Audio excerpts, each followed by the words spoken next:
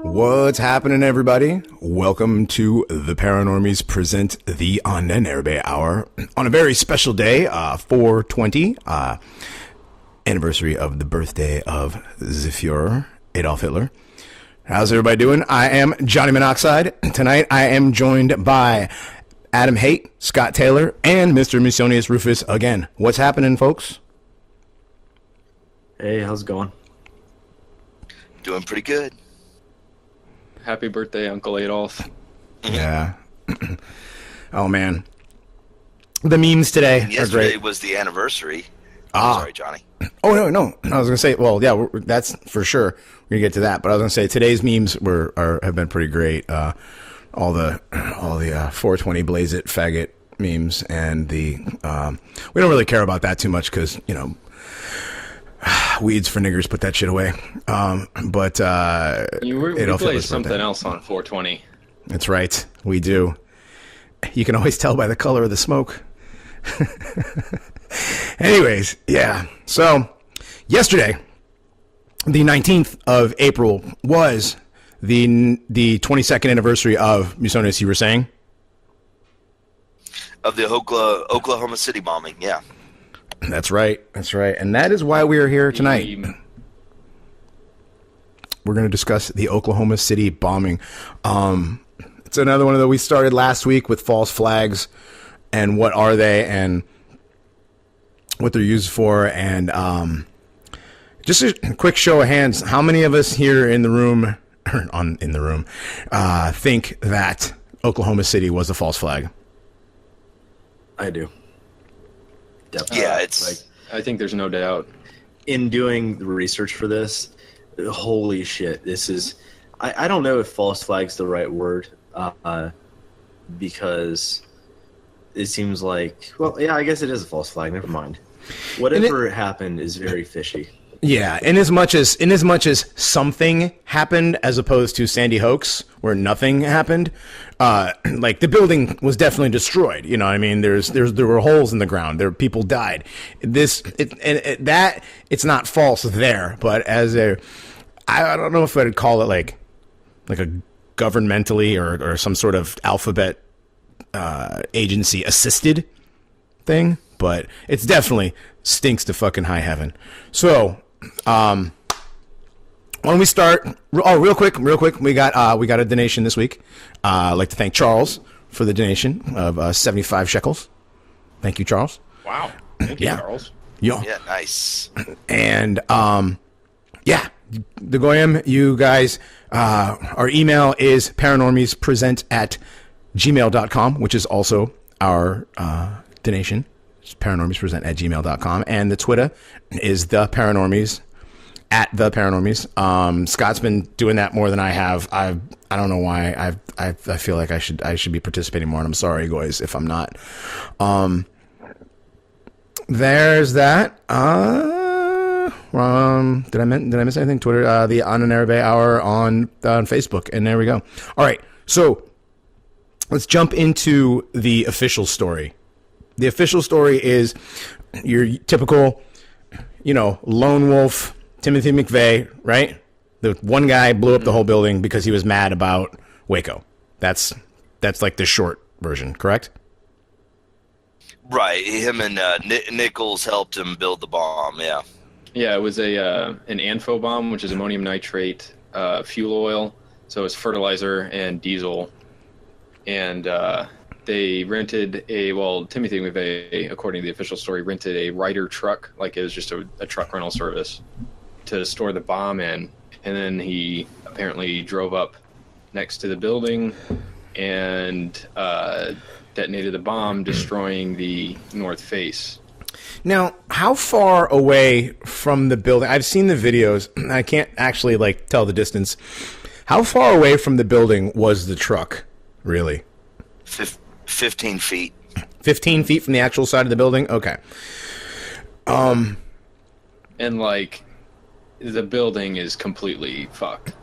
Yeah, the building looks like it's been sawed in half with a lightsaber or something like that. Yeah.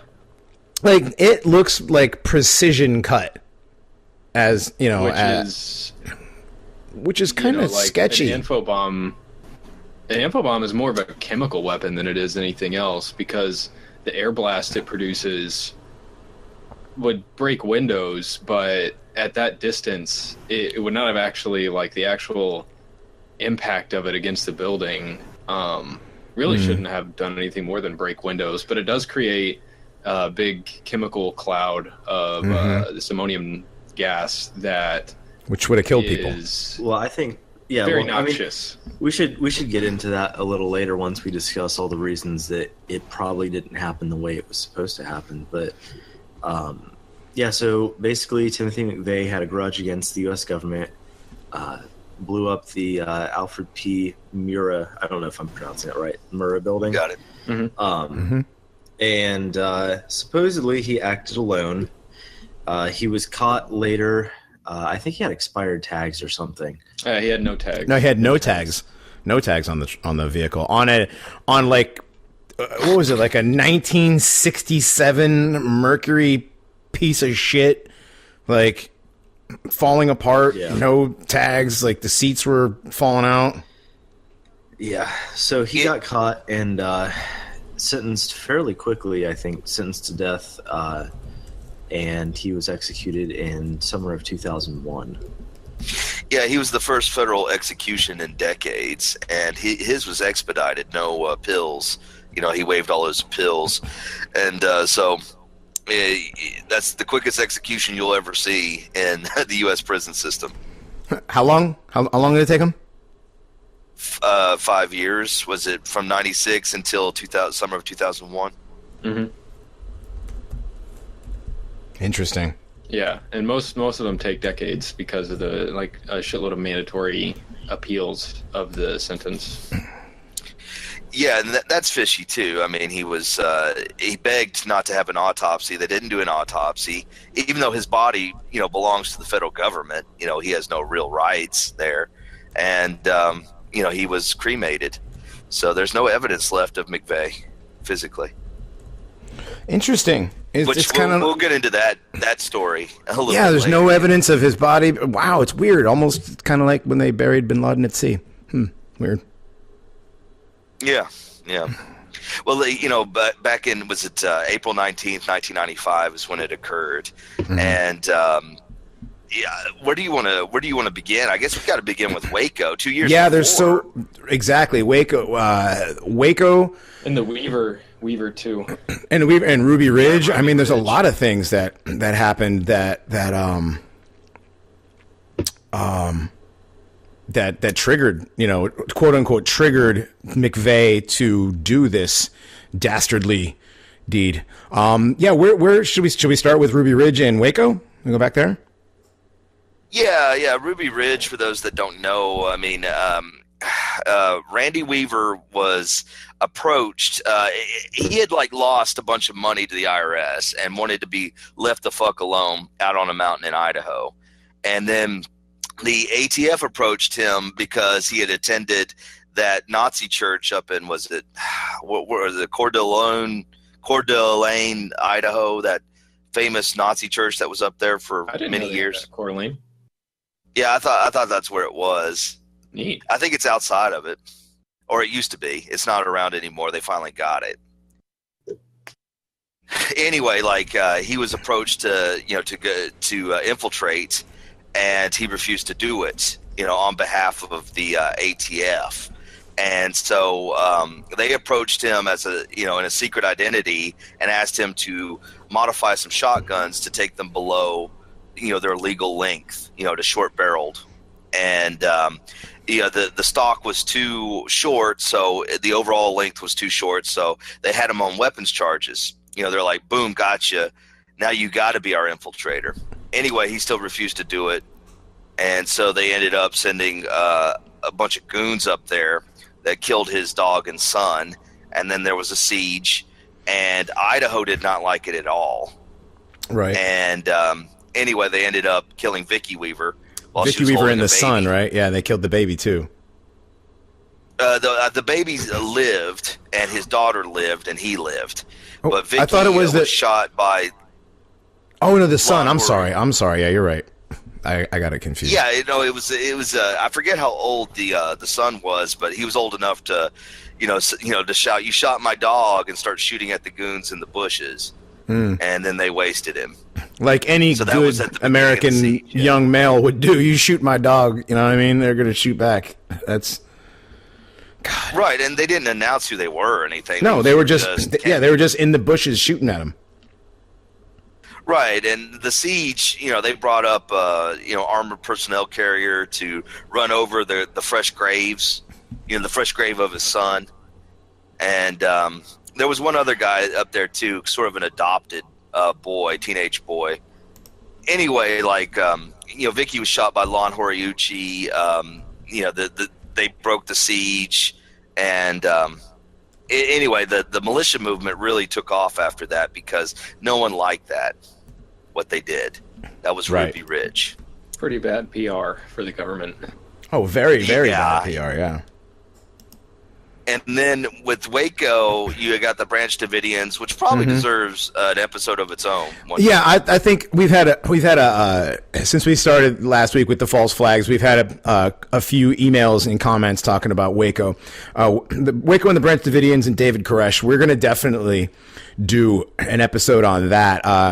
Technically, we probably should have done it before Oklahoma City, but Oklahoma City being the anniversary yesterday, this just fits better. But yeah, the Waco siege was the church. Koresh broke off from the Seventh-day Adventist Church and started his own little group and whatever. They were attacked by the Bureau of Alcohol, Tobacco, Firearms, and Explosives, and they burned the place to the ground. They killed everybody in there. That was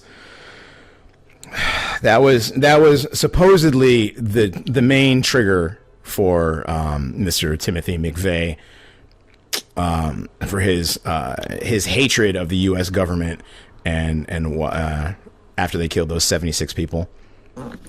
Yeah, after the ATF bungled it, the FBI did a 51-day siege that ended on April 19th, 1993, when they stormed the compound, filled it full of flammable CS gas, and then set it on fire using burning CS canisters.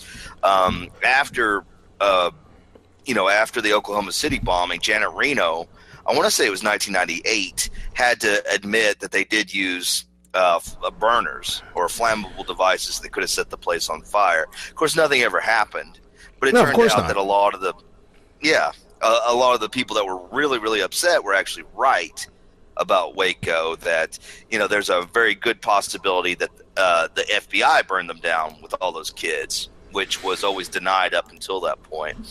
And McVeigh did show up at the siege, and if you didn't know this, they videotape all those protests. Anything that involves like militia style people protesting, they'll videotape.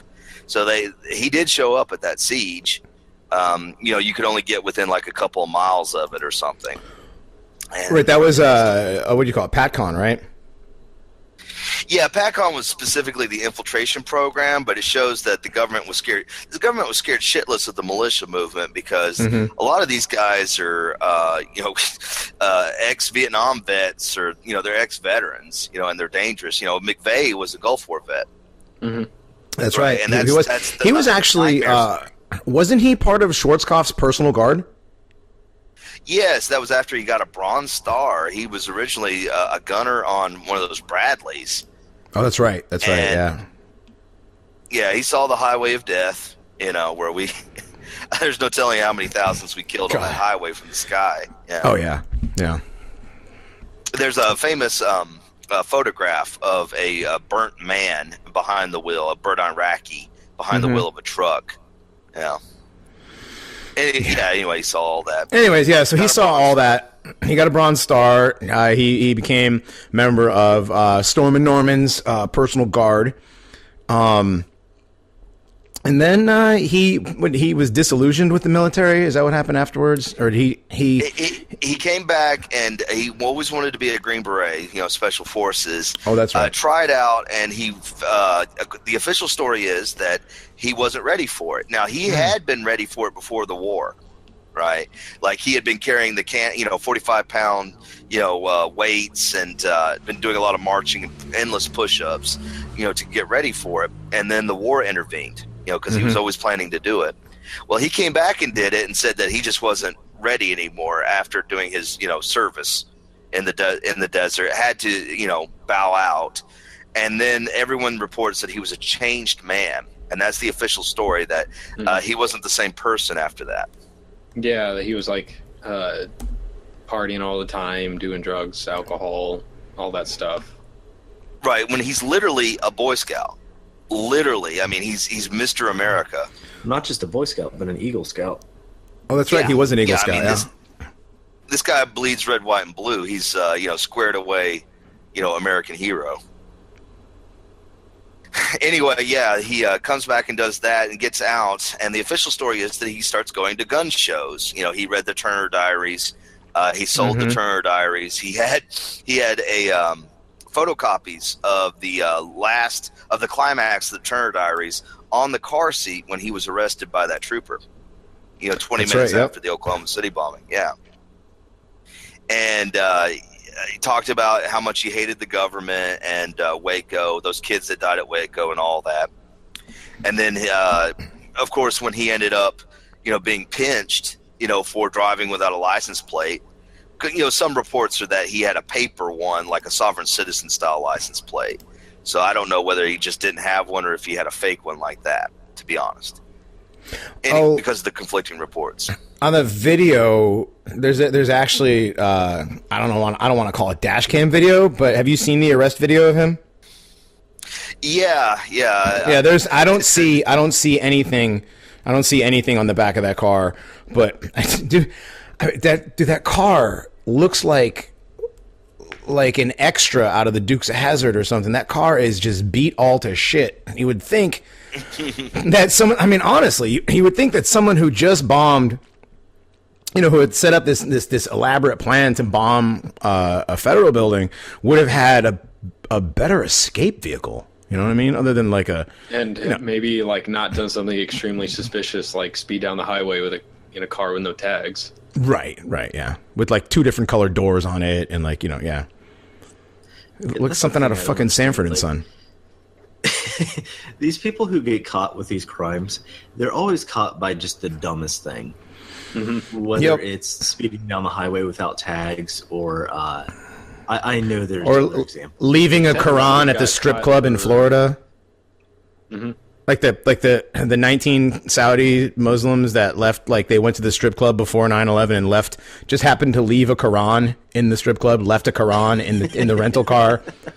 Just in case you didn't know we were Muslim, I'm just gonna leave him a Quran here.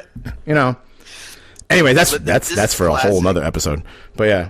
Yeah. But that's typical. But the thing is, and I hate to say this, but the average American is dumb enough to buy that shit. Your average boomer American, or whoever, sees that, and they see the guy on TV.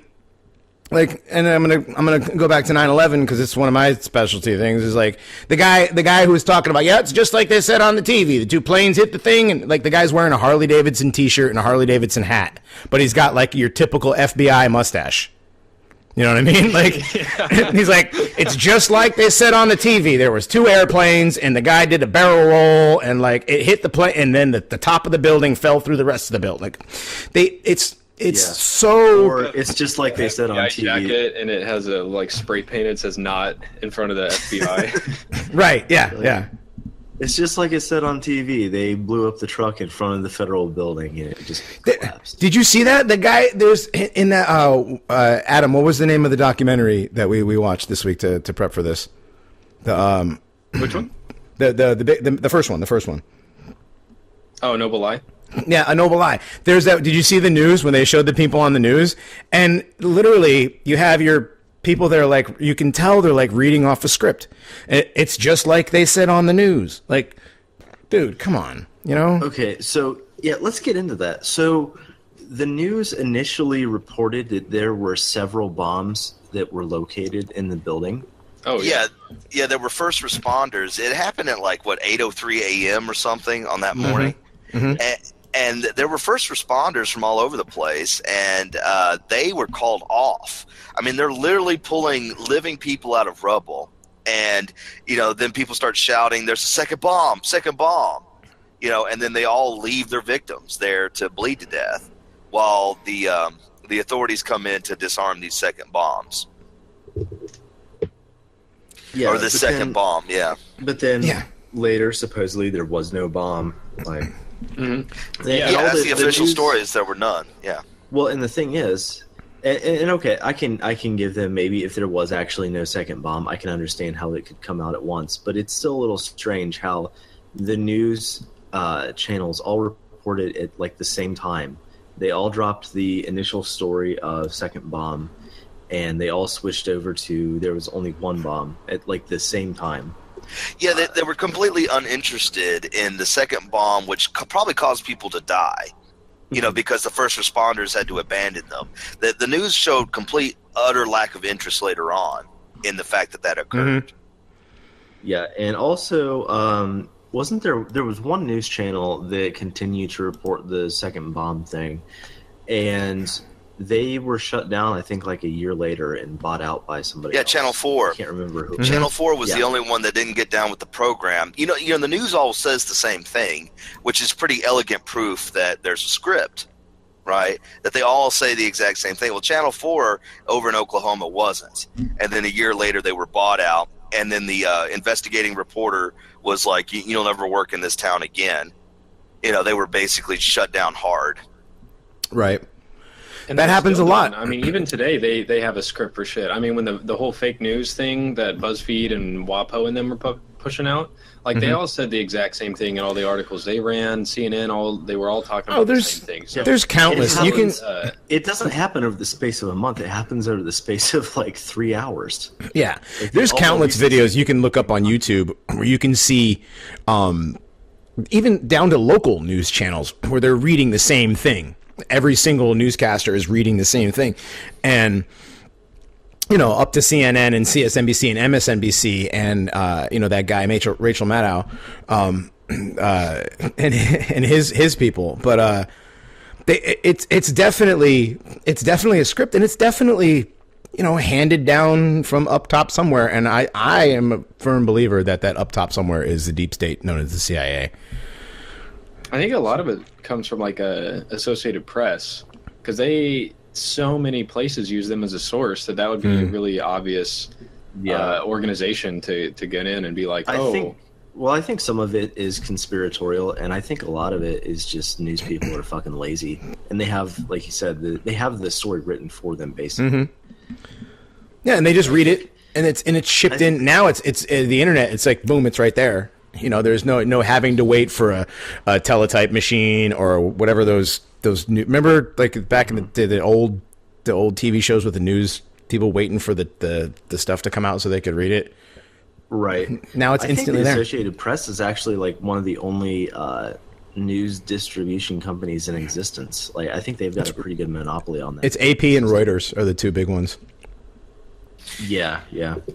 Yeah, the myth that we've got investigative journalists all over the place looking for the truth is just a myth. I mean, it's not true at all. Yeah. Oh, yeah.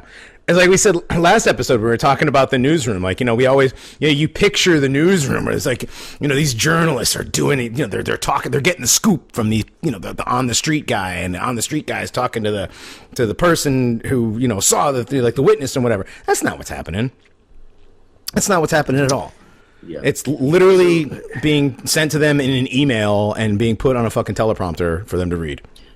Right. So to get back to Timothy McVeigh and kind of the timeline of what happened. So the truck blows up at 8:03 in the morning. They all switch over to saying it was a single, just the truck. But there was a few problems with that story. One of which I thought was probably the most interesting was the fact that a truck packed with those explosives could not have physically done the damage that it did to that building. Yeah, that's absolutely correct. They later said that it was about a 6,000-pound bomb, right? But they had to make the bomb so big that it took up the entire cab, right, in order to do that damage. Well, We know that that's not the case. We know the bomb wasn't on top of the rear axle because both axles of the vehicle went in opposite directions, about a block and a half. And it was from one of those axles, the rear axle, I believe, that they got the pin number or whatever. Not the pin number. They got the vehicle, the VIN number, yeah. The VIN number. Of the truck, yeah. Yeah, VIN number. The vehicle VIN number, yeah. Yeah, and then traced it back to where it was rented, the Ryder truck. And so we know that that bomb in the back wasn't over the top of that rear axle because it would have directed the axle into the ground. Right. And another thing about that bomb was the crater that it made didn't match the size that the bomb supposedly was. I think the crater was like half as deep as it should have been if the bomb was actually the size that the official story says that it was. Yeah, and they were very secretive about that crater because they hid it, and there's only a few pictures of it. And one of them, using a 5-gallon bucket as scale, you can figure out that crater is 16 feet across.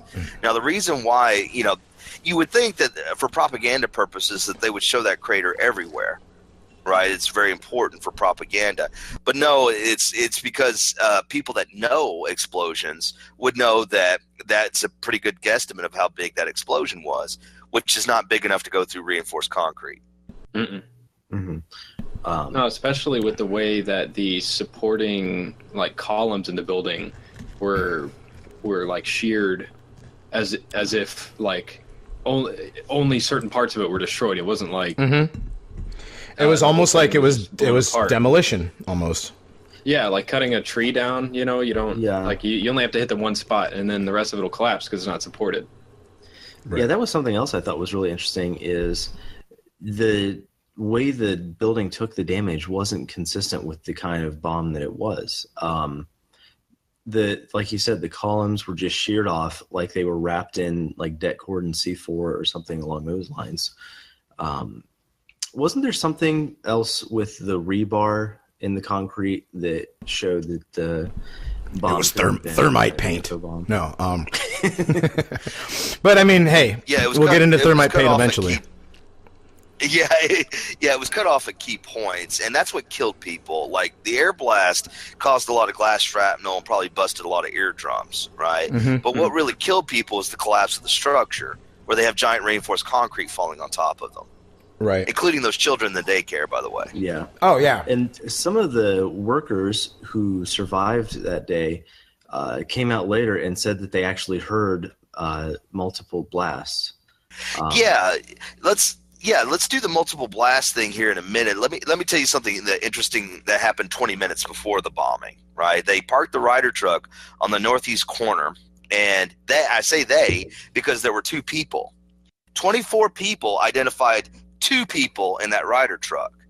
And the official story is that McVeigh did it by himself, right? Now, these people got a good enough look at the second guy that they created this sketch, John Doe Number 2. And the guy had a dragon tattoo on his left arm. They have all these details about him. And the FBI was conducting the largest manhunt in history for him, even after they nabbed McVeigh. Right. Yeah, and also 24 minutes before the bomb went off, actually, the somebody called into the executive secretariat office at the D.C. Department of Justice and said that the Murrah building had been bombed. Like 20 minutes before it happened, someone had already called in and said, "Hey, there was a bombing here," and then nobody at the office did anything with that. Right, because it hadn't occurred yet. Now, there's a lot of evidence of prior knowledge, right? Before we prove who did this, right, we know for a fact that the federal government knew this was about to happen.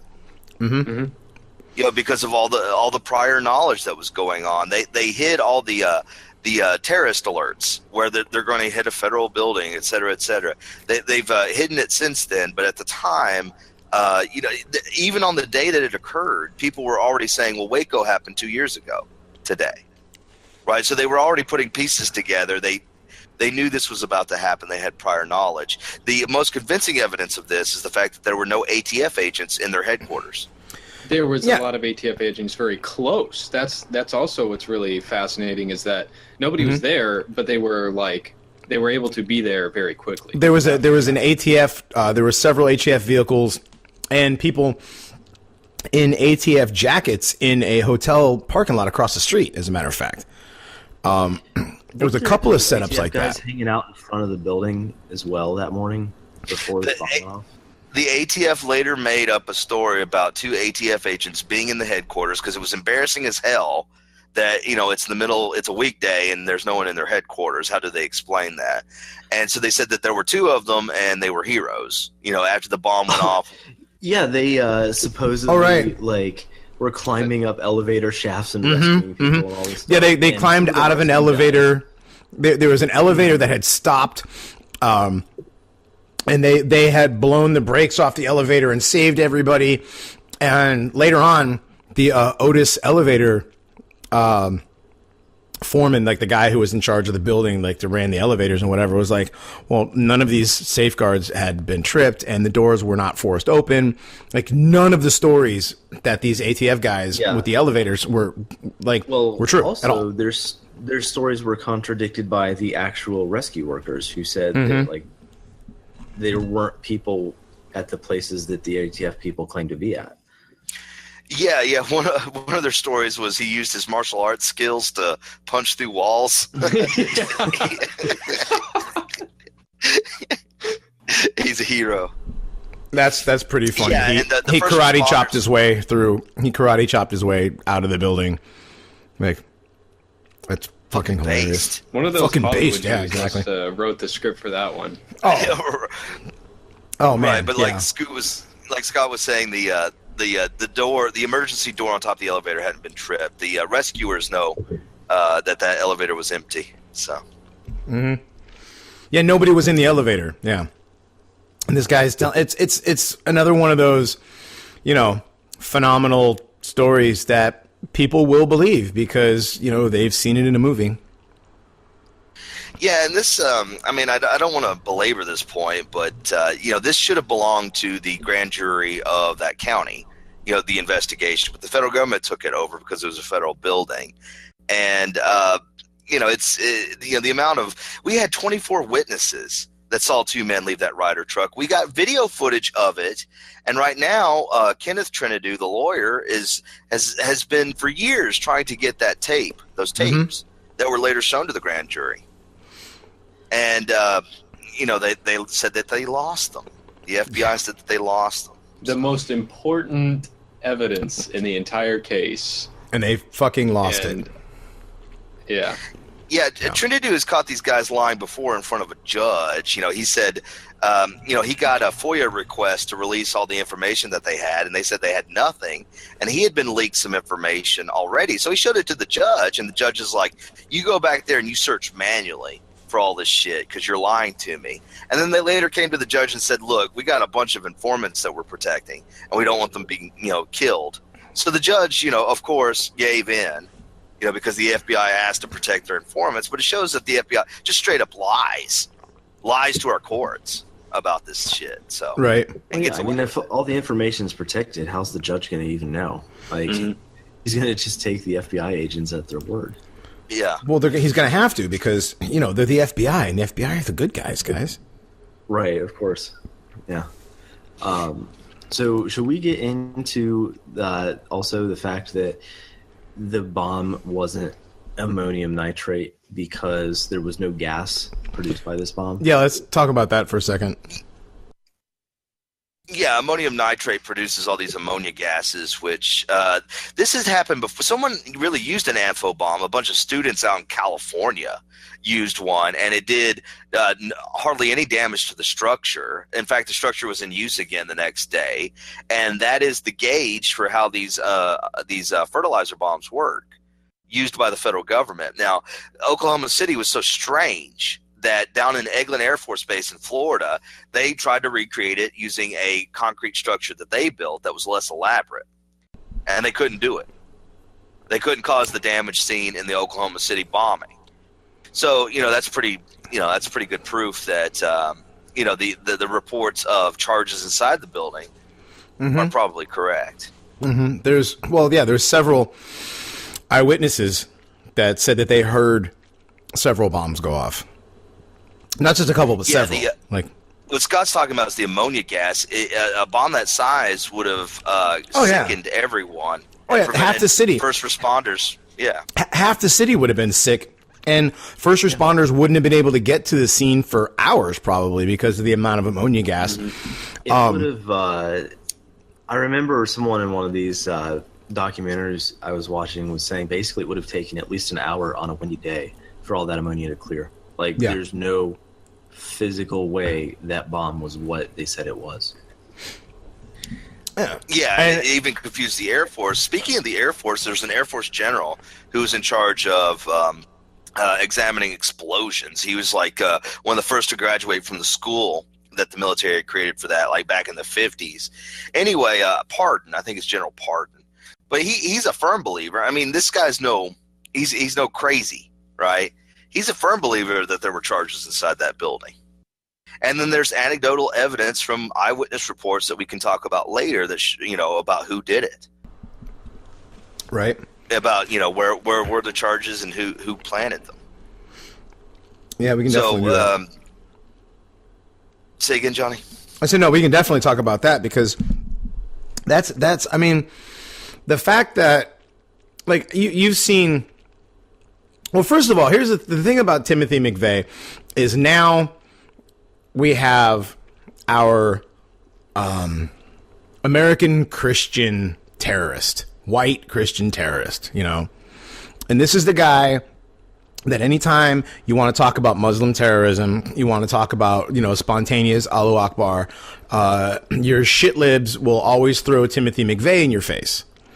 And they're like, well, if we're going to ban this stuff, we should ban fertilizer. It's funny how they have to bring up something that happened 22 years ago. There's that. That's the last white Christian terrorist that they have. Also, it's not even something that makes sense, because he didn't commit the bombing. Going by the official story, he didn't commit the bombing because he was a Christian. He wasn't bombing an abortion clinic. It was based on ideological, political reasons. So the Christianity had nothing to do with the bombing, whereas a Muslim who bombs something is doing it because they're a Muslim. Mm-hmm. Hey, don't make sense. All right. Well, one of the most iconic pictures from the Oklahoma City bombing is the fireman carrying the little girl. Of course. Now, isn't it strange that that building was filled with children going to a daycare, but it was filled with no ATF agents? It's almost as if they knew something was going to happen, and they needed the children as some sort of a cover story, or oh God, the poor children. Yeah, the Coverdale kids that were killed there. Some black lady is one of the people that they bring out. Her name's Jane Coverdale or something. That she's the one they always trot out when they're, for the propaganda piece, because her sons were killed in the bombing. And to me, it's just a really obvious, think of the children propaganda thing. They have these two kids they can use. They're black, so it makes it even better optics for propaganda. And they can just bring her out to start crying about Timothy McVeigh anytime that somebody starts to ask questions. Well, she asks questions, the mother, so and this opens up the possibility that even if the government wasn't involved, they did have prior knowledge, and therefore this is a deep, dark secret. Because if they got those agents out of the building but not those kids, well, they're responsible for the deaths of those kids, just like they're responsible for the death of the kids at Waco. Right. So even if they didn't perpetuate this, which I'm going to show you some evidence that shows that they probably did, but even if they didn't perpetuate this is still a deep, dark secret that's worth killing people over. Because why didn't they get the kids out? Mm-hmm. Well, yeah, and like you said, she was asking questions, and she did. I did see that she's not your typical, the whole they didn't do nothing, blah, blah, blah. But she actually asked some rather cogent, questions and had a few good points. Like, why she was one of the people that first suggested why were the children there and why weren't the ATF agents there? Mm-hmm. Yeah, and the ATF agents, they all received texts that morning that said, don't come to work. Right, and we're talking about the regular office workers. Yeah. Yeah. Man, so, they had prior knowledge of this event for sure. Now, the cover-up is pretty bad, too. The fact that we have 24 witnesses that saw two men leave the Ryder truck. McVeigh left first. I mean, he literally, they know it down to details. Like, he got out of the driver's side, and then something fell on the ground. So he bent over and picked it up. Closed the door, walked away. Right, these are details. Like this videotape was shown to the grand jury. Now, there were two grand juries. There was one that, and we're talking about two federal grand juries. There was one that had Hoppy Oppenheimer on it, who could not be stopped. Right, this man kept asking questions, and they finally just kicked him off because they said only the foreman can call witnesses. And he's like, "Well, no, I have a right." An ancient right to call witnesses as a grand juror. And, Hoppy was right, but they kicked him off anyway. Well, the new scared grand jury, federal grand jury, the one that knew that, the FBI will come to your house like Hoppy's house and intimidate the fuck out of you if you don't do what you're supposed to do, they were shown this tape. And then one of them explained it to the journalist and described everything. And so there's a recreation done by, the local news of this tape. Done by that Channel 4 News, the one that was bought out. Right. So you can get on YouTube and watch the recreation because they have details. Like McVeigh gets out, bends over, picks something up, walks off, toward the back. And then the other guy gets out. Yeah, he gets out, walks away from the truck, comes back, walks away again, comes back, and then walks towards the rear of the truck. Like you can watch this video. Yeah, well, this recreation, this video is secret, right? And the FBI says they don't have it anymore. Right. But they watched the video, and the video was recreated by the local news. Now, we have witnesses that can tell you everything about John Doe number 2. We have a witness that gave them directions, actually. Yeah, the guy, he's like, he tried to give him directions inside the truck. He's like, then he finally got out. He's like, we stepped 3 feet away from the vehicle. I pointed over to where the building was. The dude with the mullet, the blonde dude with the mullet. They gave him directions. Of course, there was a dude with a mullet in the South. But anyways, that's beside the point. All that was covered up. 24 people, including, weren't some of those people federal agents? Those 24 people? The 24 were just eyewitnesses. Now, okay. I'm thinking of a different part. Okay, yeah, go ahead. Yeah, when you start going into the days before the bombing. Now, the days before the bombing, we know that, McVeigh called for sure Elohim City there on the border with Arkansas. It's technically still in Oklahoma, but it's right on the border with Arkansas. We know that he called there on April 8th, and he called a total of 3 times. He was looking for Andy Straussmeyer over there. This is right before the bombing. And then, 3 days later, he's seen with Straussmeyer and John Doe number 2 over at Lady Godiva strip club, right? And 5 dancers recognized them and testified to this. Of course, they're dancers, right?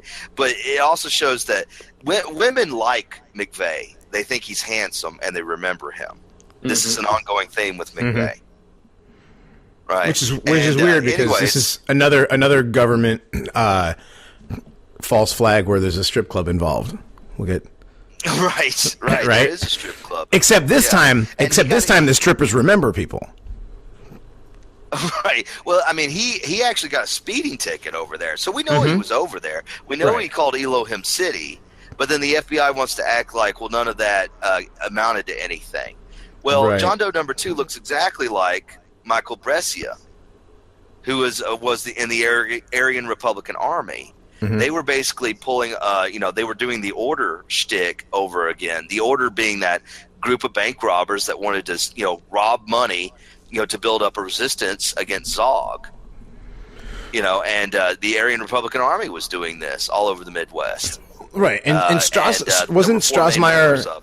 I'm sorry, was Strassmeyer an AB guy too, or was he? No, he was a German. He was a former German military officer, right? Yeah. Well, his father was like the NATO general in charge of Germany, right? And so, I mean, it's really high he was up. Like the NATO. Secretary of State or something like that. Yes, he was employed by them, but very, very close to the. Okay. But I know Strassmeyer was like he was associated with the neo-Nazi organization, and I know I'm almost positive. PatCon. You think he was part of PatCon? Okay.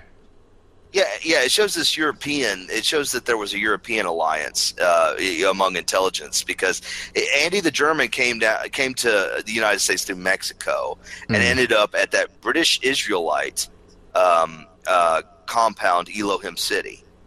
So for our continental WN, they may not understand why a white nationalist compound has a Hebrew name, and that's why it's British Israelite. Mm-hmm. Anyway, and they weren't just; they were also patriotards, and Anyway, when he got there, he kept telling them that they were going to be sieged like Waco again. So what he did was he militarized them even more. You trade in your hunting rifles for assault rifles, get ready for the end times, et cetera, et cetera. Meanwhile, McVeigh's calling him, and McVeigh's about to blow up a federal building. And the FBI allowed him to escape back through Mexico, back to Germany, and then they supposedly questioned him in Europe. But, if this guy, to me, if the greatest domestic terrorist in U.S. history, called him right before his great act of terror, you would figure that the FBI would want to keep him inside the country. You know what I mean? Yeah, it just doesn't seem right that they would have allowed him to slip through their fingers like that, You're right. And, there's a whole nother story. The cover-up is just as interesting because, Trinidad, I've mentioned Trinidad before. Weave was up at the same facility, the federal facility where Trinidad got killed. Oh, really? Right. Yeah, and I brought that up to him when he came on Rebel Yell. Now, Trinidad was a Vietnam vet that got addicted to heroin. And then he came back to the United States and lived a pretty rough life. He ended up robbing 2 banks to pay for his habit, and then he did federal time because it was bank robbery. And then he was out on probation, and part of his probation was he could not drink. And he ended up going down, saying, fuck that, going to Tijuana and drinking, and then he got caught coming back across the border. Now, this is the summer after the Oklahoma City bombing, you understand. And he was immediately transferred to Oklahoma, from Southern California to Oklahoma in the federal system. And then he ended up hanging himself in his cell.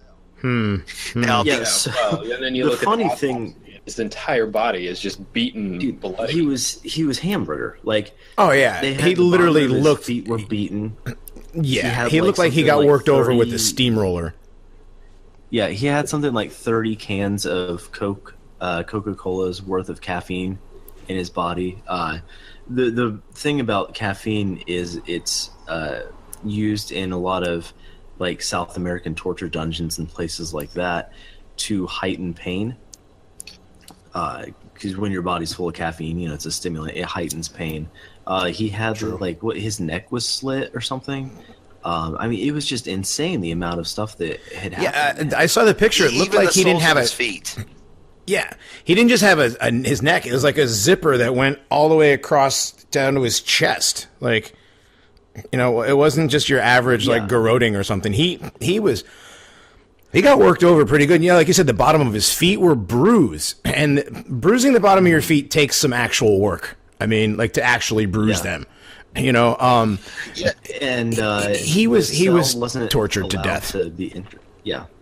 And didn't the feds or someone shut down the cell and they wouldn't let anyone enter the cell? Yeah, it was a crime scene. Yeah, what happened there, we would have never heard of this if the prison coroner hadn't been a good guy, right? The prison coroner's like, this man's been murdered. And the federal government, without telling his family, just wanted the body destroyed. And the prison coroner's like, wait a minute, this is... no. We have to do an autopsy. We have to ask the family. There are rules, right? And then they kept telling him, they kept badgering him about destroying it. And finally, he was like, fuck it. I'm going to send this body to the family. This was a murder. Yeah, they were wanting the coroner to cremate him, like without like doing a write-up or anything. They just wanted him to cremate the body. Right. And the coroner decided to conspire with the family. Now, it turns out that Trinity's brother, Kenneth Trinity's brother, is Jesse. And Jesse is just a lawyer. But he's a guy that's, sober and has the skills, to pursue this. So he became a permanent investigator into this. Now, there are 2 more hangings, gentlemen, right? Because the, McVeigh himself got a message to Trinidad and said, they thought he was Guthrie because they have the same dragon tattoo on their left arm. Right. Mm-hmm. Now, Guthrie was caught 1 year later, and he was hanged in his cell right before he was going to do an interview, with the journalists. Now, that's 1 year later, so we're talking about, was it 94 or 95? I think it's 94. After the bombing? It would have been 96. Oh, yeah, you're right, 96. It's 96. Yeah, okay, yeah, so it was August of 95 is when Kenneth Trinity was picked up coming back across the border. Right. The next summer, 96, is when Guthrie was captured. Guthrie was hanged. Now, it turns out that there was Trinity had a cellmate named Baker. And Baker thought he was going to get a lot out of complaining about the murder. He's like, yeah, I can tell you things about Trinity being murdered. Well, then he told his lawyers, then he rescinded everything and told his lawyer he was scared for his life because the guards were threatening him. And he ended up being hanged too. So we're talking about 3 prison hangings.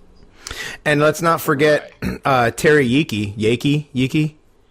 Terrence Yakey. Terrence Yakey, the Oklahoma City Police Department officer who supposedly killed himself after he slit his wrist and neck and then miraculously climbed over a barbed wire fence and walked a mile and then shot himself in the side of the head at this angle that in a way that with no skin contact because there's no powder burn. Exactly, there's no powder burns or nothing. So it was probably another miracle bullet. Well, for context, he was one of the first responders on the scene after the bombing. That's right. He was riding a ticket. Followed as well because he the night he was murdered, he was supposed to meet with a friend for dinner or drinks or something like that. Suicided. Scott suicided. Yeah, well, the friend's like, "Hey, you gonna be there?" And he's like, "Yeah, as soon as I shake these feds following me." Yeah, and then he never showed up, and the next day he supposedly committed suicide by slitting his wrists and all this and walking a mile and a half and then shooting himself in the head. Climbing over barbed wire fences and Yakey was he was probably the first responder on the scene because he was writing a ticket a couple of blocks away. Then the explosion happened. He let the person go and then ran in there and started pulling people out. He ran a couple blocks and started pulling people out. And so a lot of the people that were saved, after the bombing really like Yakey a lot, but the allegations are that he knew something about the building that wasn't supposed to exist. Now, this building was destroyed 1 month after the bombing, and they guarded it like it was the second demolition. Yeah, in a second demolition by the federal government. So there was evidence about this building that was very dangerous. Now, a first responder supposedly he had knowledge of something that happened with this building that would really contradict the main account, the official account. And so, he was harassed, and then like you guys said, he ended up. According to the official story, he slit his arms long ways, put the bloody knife in the glove compartment, and then walked like a mile and shot himself. Yeah, so he walked a mile, climbed a barbed wire fence, ran across a field, and then shot himself from a great distance. When somebody shoots himself in the head, there's powder burns. Well, I don't know how far it is that the powder burns actually go, but I'm pretty sure it's more than an arm's length away. Especially if you're going to go from the back of your head, because you're not going to get much distance towards yourself. Yeah, I'm doing it right now. It's like a foot between my fingertip and my head. Yeah, and then you got a gun, so you got 6 inches. No, you're gonna get burnt hair at least. You're gonna get no. He was shot from a distance. That's not. It makes you wonder what he saw. Mm-hmm. Yeah, some of the reports I've heard include there's a crater in the parking garage in the back on the other side of the building, from where the bombing occurred. So and they did watch that building like a hawk. They had it under continuous guard for the next 30 days until they finally destroyed the evidence. And that they were very happy to destroy that evidence because they were so quick about it. Now, you would think that because this is a crime scene, the greatest domestic terrorist event in U.S. history at the time, that they would really want to explore it and we would have pictures of it and everything. But no, we don't have pictures of it. No, it's another one of those. It's another one of those things where surveillance video and surveillance pictures just disappeared. They don't. Yeah, there's a man that literally made 400 copies of all this video evidence that day for the FBI, and they kept an FBI agent in there while he was copying it. But he can tell you that he didn't. Most of it was mundane. He didn't really get a chance to study it, but it's all real. The FBI has this evidence. Mm-hmm. So. Yeah, it's a lot of evidence that didn't come out, guys. Yeah, let's take a break. In honor of Zephyro's birthday, let's listen to a little bit of Screwdriver. Here's Hail the New Dawn. We'll be back in a little bit.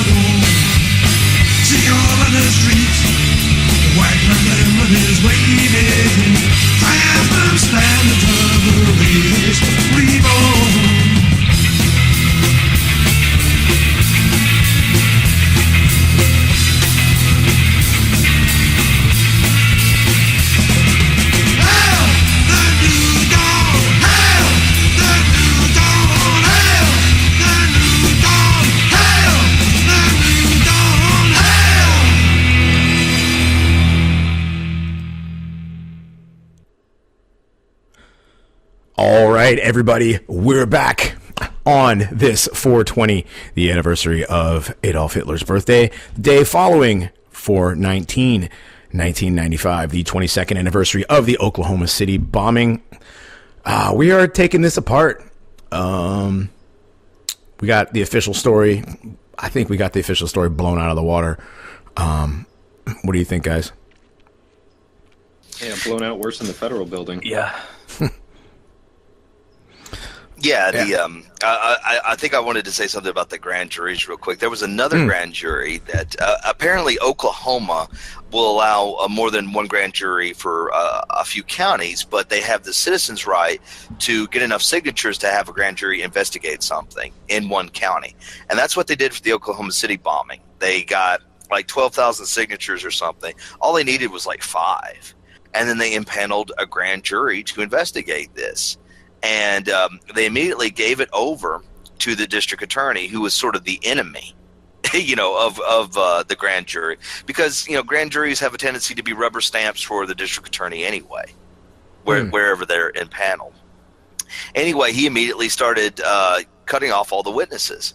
The witnesses that had interesting stories to tell, like about what was going on in the parking garage, beneath the building, in days before the event and stuff like that. And basically by keeping them walled off from the rest of the world and controlling their investigation, they made sure it didn't go anywhere. It was Bob Massey was the name of the DA. What was going on in the parking garage? Well, we have a witness that says she saw what she later identified to be Andy Strausmeyer there in a business suit, and agents in their uniform jackets. I think they were ATF agents. Yeah. So they had the black jackets with the big ATF on the right. On the Now, back, right. Don't be confused. On the day of the bombing, there were guys that showed up in jackets that were unmarked, but they were only interested in the paper, in the records that were kept there, and they actually stopped recovering victims and let those guys recover so many boxes of records and then leave, because it was so important. The building housed the Whitewater investigation into the Clintons. Could you give a brief, was that the drug running thing in Arkansas? Yeah, no, Whitewater was the scandal, the real estate scandal that the Clintons pulled off while they were in Arkansas. They had some sort of, it was like these subdivisions where you could you could pay a mortgage and purchase this land, but if you missed one payment, you lost all your equity, right? So everything went to, back to the bank. It was this scam that the Clintons were running. So it was just a major scandal in the 1990s, but there were so many that the Clintons had in the 1990s that people kind of forget Whitewater a little bit. Mm-hmm. Yeah, the Clintons were involved. We could do an episode on the Clintons for sure. No the thanks. I'd rather not die. Yeah, I know. That's the only reason I don't want to, because I like all you guys and I don't want any of us to die. Yeah, but those people weren't allowed to, and then we're talking about the local county grand jury, so it's no longer a federal issue, but even it was impaneled but then captured. So there was a committee, a group of private people that hired private investigators that formed their own version of a grand jury. It was called like the Oklahoma City bombing committee, investigation committee, something like that. And they released a book, but it was like of their findings, but it was like 3 weeks before 9/11. So it was all forgotten, because we had the greatest, another greatest terrorist event to happen in U.S. history. Mm-hmm. So, the investigation into this was really, bungled on purpose. And I mean, we have witnesses. We have a housekeeper. McVeigh, in the days leading up to the bombing, he stayed outside of Fort Riley, the base, in a hotel. And we have a housekeeper that saw Doe Number 2 there. And when she was shown the sketch, she said it was a very good likeness of him. And we know from the sketch that this is probably Brescia, one of the Aryan Republican Army dudes. That he probably was Doe Number 2. Now, the reports of the Ryder truck, with the dragon tattoo is confusing because that does match Trinidad. So I don't know what to tell you there, but Trinity or Guthrie, because both have the same dragon tattoo. But anyway, to make a long story short, there was a cell of guys in Elohim City that were Aryan Republican Army, and they helped pull this off. Now, there's even allegations of a second Ryder truck, by the way, over at that lake. Right. Do you want me to talk about that real quick? Because we have dozens of witnesses to that. Yeah, there's at least Right, there's so at least that's 16, 18 people that saw a second Ryder truck. Right. It's not supposed to be where they actually, staged the truck and built the bomb. That was supposed to be elsewhere. But there at the lake, there was a group of guys, and, the fishermen, the ex-Army, NCO, all the good witnesses are like, yeah, there was a group of guys that, give you the look of death, if you happened across them. And, they were loading a Ryder truck there next to that lake where people like to go fishing. So that's the second Ryder truck. Because there's that one. The first one. There's that one video of the guy from that the second video you posted, Adam, where he's like, "Yeah, I was down there fishing all day." The guy, the one another guy was talking about another. He's actually to your typical FBI looking guy with that typical haircut and large mustache. Actually, and maybe it's just everybody from '95 looked like that. I don't know. Well, this is going to sound a little bit crazy, is that I'm talking about a second Ryder truck, right? But this is why you have a grand jury to investigate these leads. Now, the reason why I brought those two up, John Doe number 2 is a fact. He's an absolute fact, and that's why, the FBI believed in him enough to think that Trinity was John Doe number 2. And that was months after he was supposed to no longer exist, right? So they believed in him enough, to beat the fuck out of Trinity in his prison cell. Now, John Doe 2 is a fact because we have witnesses. 24 of them, yeah. And the second Ryder truck is a fact, too, because we have dozens of witnesses. So it's almost as if the government's lying. Yeah, so what would the second Ryder truck be for? I don't know. I can't tell you. But the second Ryder truck could be just the Ryder truck, but the FBI has lied to us about where the bomb was put together. Okay. That might make sense too, yeah. That's weird to do it by a place that's like a popular fishing spot. I wonder if they did that intentionally to try and get witnesses to it. Yeah, well, I mean, the prior knowledge also involves that they didn't want this to happen, or that there were two different agencies working here, right? One agency really wanted to spring a trap, and they had their informant, working inside, and they've been protecting their informant ever since. Another agency, messed it up and had the bomb go off or whatever. So, or, they were doing two different operations on the same group of guys, ATF and FBI. So that's the prior knowledge, could be that, well, they wanted a lot of witnesses for all this because they were building a case. But when things actually blew up and they killed a bunch of kids, well, then let's hide it. We gotta dismiss all those witnesses that we made sure could see all the shit. And they did. Right. Now, the second theory, is, that the FBI had their own. You had PatCon, and Andy Strassmauer was definitely PatCon because he's FBI. Now, some of the other people might be an ATF op, and that's why the ATF had prior knowledge. So yeah, but PatCon really is a really important thing to talk about. I think that it stands for Patriot Conspiracy, right? It was a FBI infiltration program to infiltrate the militia and right-wing movements in the 90s. Yeah, and the Newsweek actually wrote up an article about an ex-PatCon agent, and I think I've said this before, but I'll say it again. It was censored because even though it was a softball, kissing this guy's ass, it wasn't good enough for the federal government. Well, what went into the wastebasket was found out by Vanderburg down at Sipsey Street Irregulars in Alabama, and it was published. And basically, this guy's talking about infiltrating all these groups. In the 1990s. It wasn't the official story. It was that PatCon was just one single operation to infiltrate some guys that stole some night vision goggles from an army base and were selling them, somewhere in Alabama. No, that's one of the only successes that Pat Conn can brag about is going after the MVG guy. What they found out. I heard that the story was basically like the FBI said that was the only thing Pat Conn was. There was no other Pat Conn operations.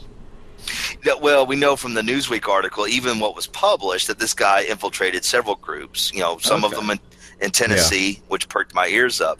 But what he found out was that these patriots are usually patriots, right? And they don't want to commit terrorist acts against the government, but they would like to get some cool ass MVG goggles or a gun that fell off a truck or something like that.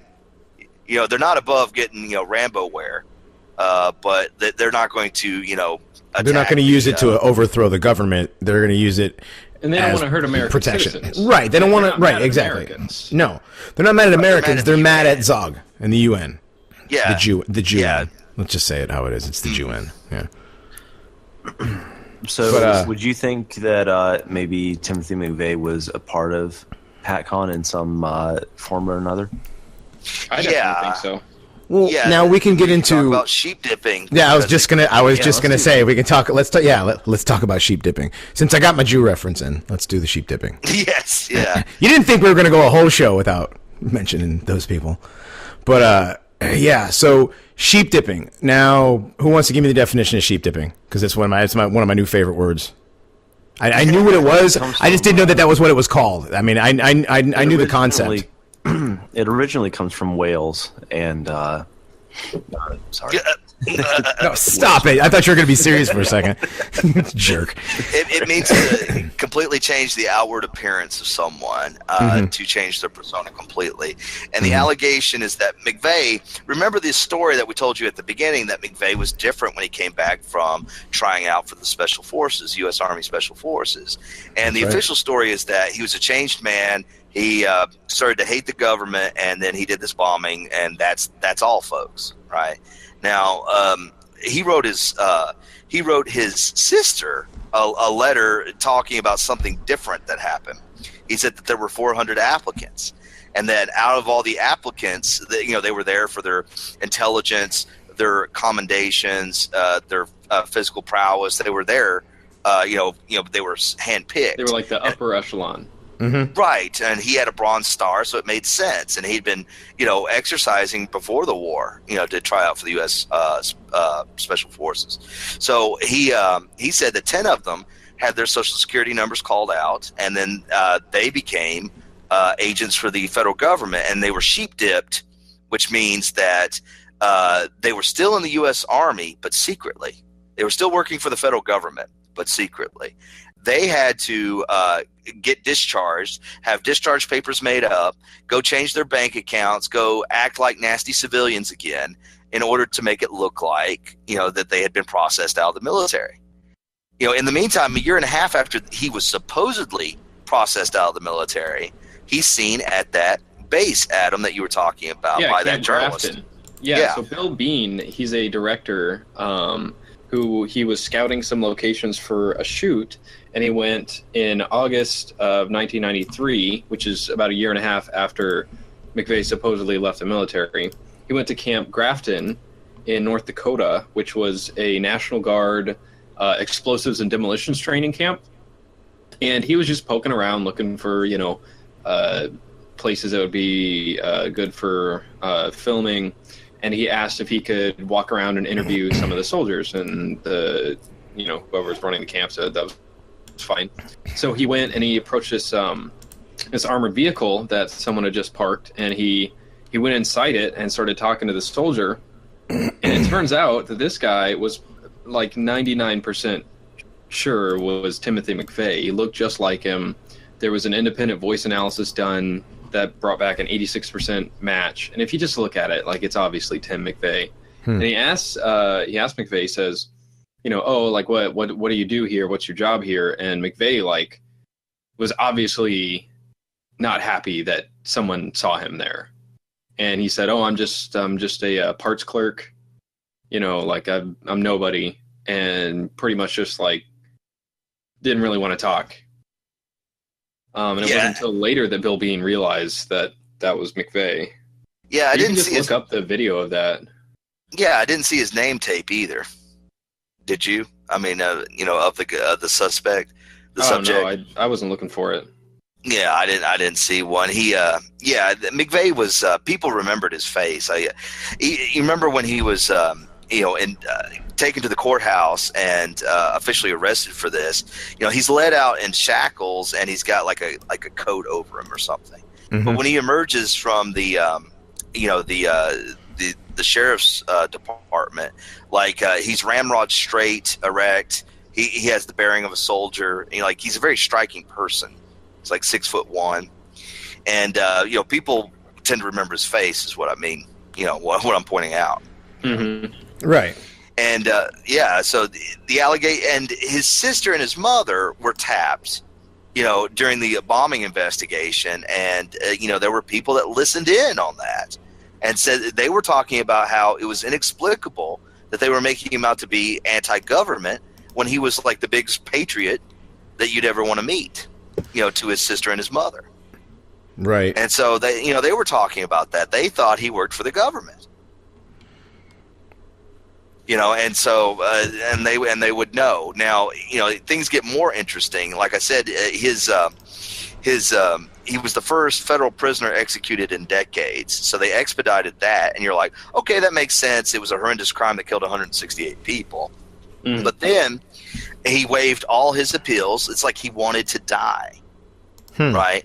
And then in 2001, he was executed by lethal injection. Now, he had spent a lot of time writing letters demanding that he doesn't want an autopsy. Right? So there was no autopsy. And then, like you said, Adam, there was a witness. There was a female journalist that was there to witness his execution, and she thought he was still breathing. Yeah, afterward. Go into that. Like he was underneath a sheet. Yeah, they couldn't see any IV lines running from his body at all. He had a sheet covering from his neck down to his toes, so all you could see was his head. I want to say he didn't even have any last words. He did. He read out the poem Invictus from memory. Okay, it must have been someone. Anyway, but yeah, she said that she thought that she could see very shallow breathing after the execution had apparently been carried out, and since the body there's no evidence of the body. It was cremated. And some ashes were given to his family.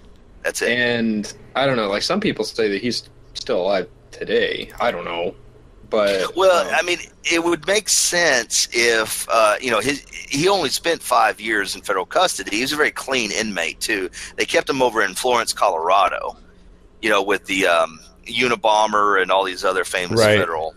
Wasn't he shacked up with the Unabomber and some other famous, like the three of them were in a cell together for a long ass time, or was that the other his partner? They had their own cells. Hammer was a guy that he befriended, and Hammer is a famous bugbear of the U.S. Prison system because he's been fighting his execution for a long time. I think he's still alive.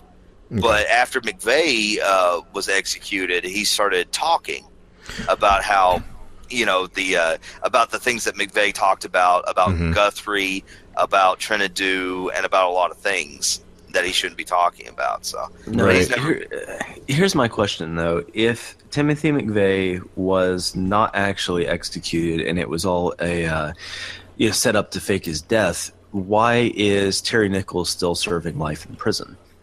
Like 141 consecutive life sentences too, right? Yeah, because isn't he serving something ridiculous like 120 something life sentences? Mm-hmm.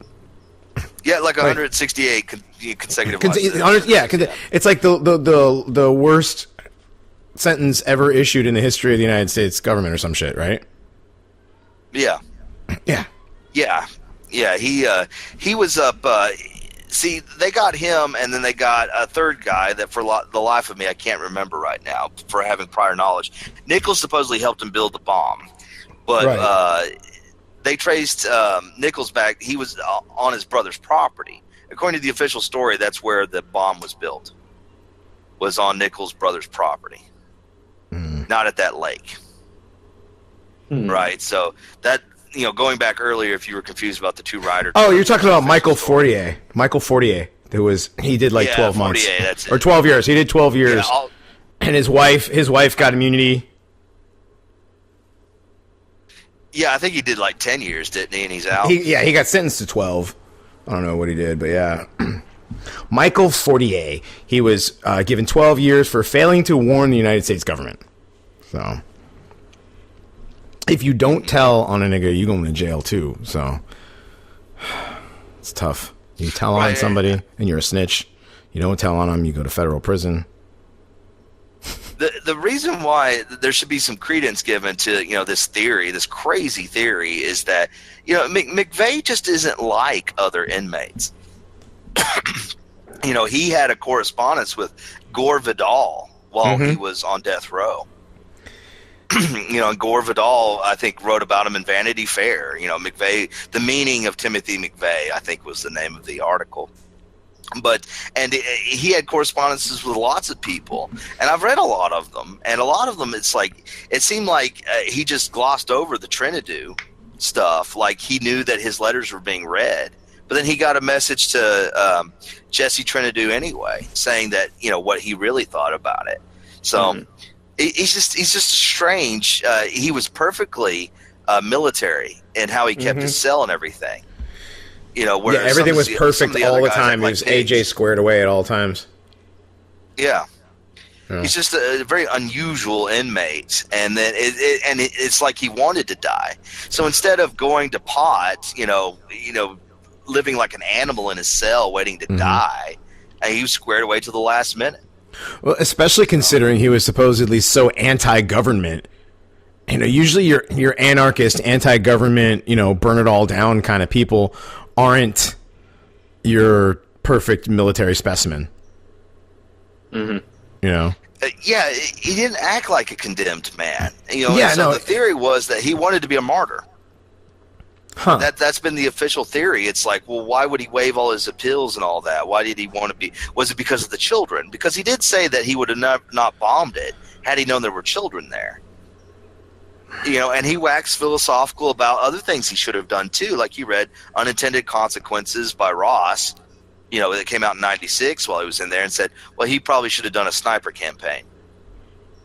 The bombing campaign is based out of the Turner Diaries, but in the Turner Diaries, it's the FBI headquarters, and they actually get it into a parking garage. Now, do you think he thinks he actually did it? No, well, he always claimed that he did it. Well, right, but if he's a sheep-dipped, operative, of course he's going to say that, right? Well, if he's a sheep-dipped operative, it's like I would think that if he knew that he was going to his death, that he would have talked about a lot of things. He would have talked about what happened. He would have continued on the conspiracy theories about the government. Right. Well, now we're bring up the investigation. Yeah. Okay. Well, but what if he knows he's not going to his death? If he knows he's not going to his death, then all he has to do is do 5 years, and who knows, he might be quote unquote die. Time. Right. Yeah. I mean, he could be earning military time for all we know. And now he's pay. Now he's off living in Alaska somewhere, and or whatever. Well, I don't know. I don't know either. But man. he did not behave like you would expect him to behave. You would expect the conspiracy theories about the government to continue. You would expect him to act a little, crazy, since he wants to die, and he doesn't do any of those things. So he's a very strange prisoner. Yeah, he doesn't even like talk to his cellmates about the government doing things, man. You'd at least have heard that once, and, yeah. He liked to talk about The Simpsons. He would watch TV. Really? He was okay, so he's kiked. God damn it. Yeah. The Simpsons. Come on, guys. The Simpsons is the Jewiest show, and I'm talking like even Jewier than Seinfeld. And there's no show Jewier. This is back in the 1990s, though, so. Still? You remember the Gulf War was when it became popular. Like, and Bart was more popular than Homer back then, so it was like, True. Eat my shorts. True. Yeah. Well, they were attempting to subvert in one direction. They realized they could go in a different direction and do it even better. So The Simpsons have always been a subversive Jewish plot to take over television, and they have. It was like the third episode of the show. They're watching the Cosby Show, and Bart looks at his dad. It's like, this show's still on? And Bart goes, yeah, man, if I had a show like this, I would take it and run it until it was dead. 40 years later, like, you know, like the longest running television show that's not a news program. Well, anyway, I digress. Yeah, so he liked The Simpsons. Yeah. That's fucking... I didn't know that. Well, I mean, he would just, and he liked comedy too. Well, is there anything? I feel like I did a slapdash over this whole investigation and stuff. Is there any questions you guys got? Well, no, because yeah, well, okay. So we have people in the building that heard multiple explosions. They still are sticking. Yes. They're still sticking to the story of one fertilizer diesel fuel bomb.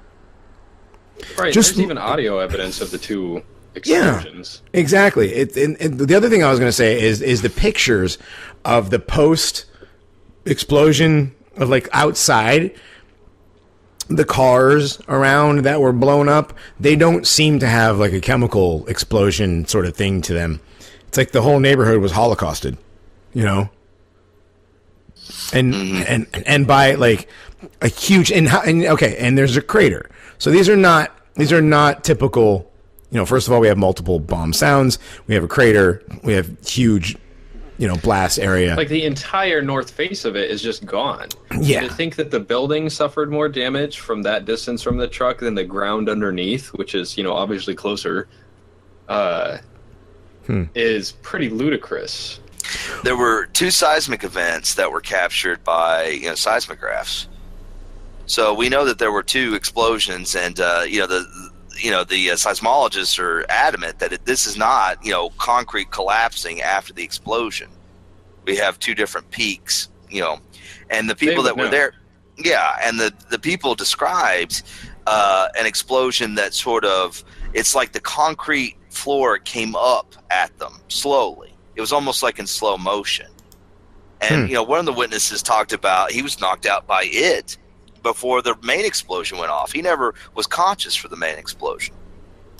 And so, you know, what it sounds like there were, you know, the first explosion was those charges going off on the inside, not the truck.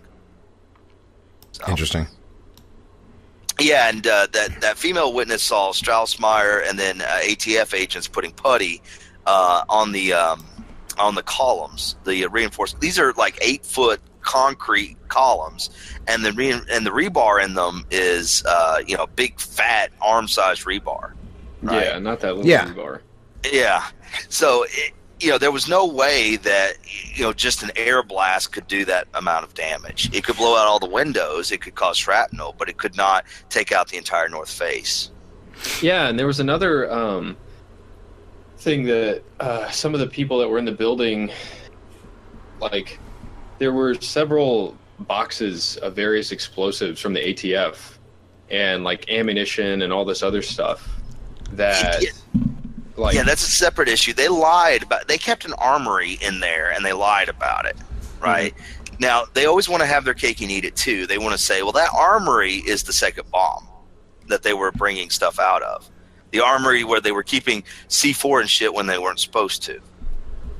You know, but, you know, inside that federal building. But, you know, they, is that armory there, or is it not, guys, you know?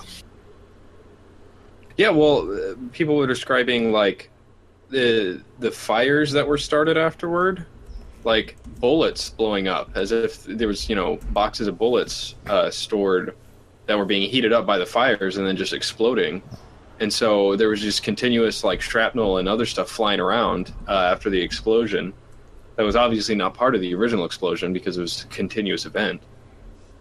So the ATF was obviously hiding a lot of secrets there. And, of course, all the various documents that were stored there about the Whitewater investigation were all collected before they allowed the search and rescue to proceed. You know, this, I think this could have been, like, multiple... Like, they were trying to get multiple,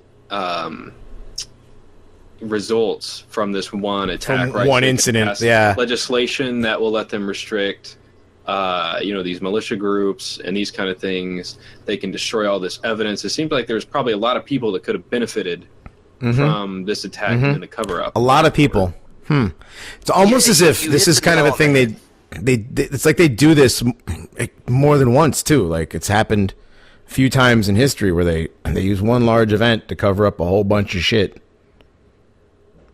Yeah, well, you hit the nail on the head of what it accomplished politically. Because what it accomplished politically was, I mean, there were militias all over this country in the mid '90s, because there were a lot of paleos that expected because the Soviet Union fell, that the war state would be rescinded or it would be withdrawn, and then that the United States could return to being a republic and not just be an empire.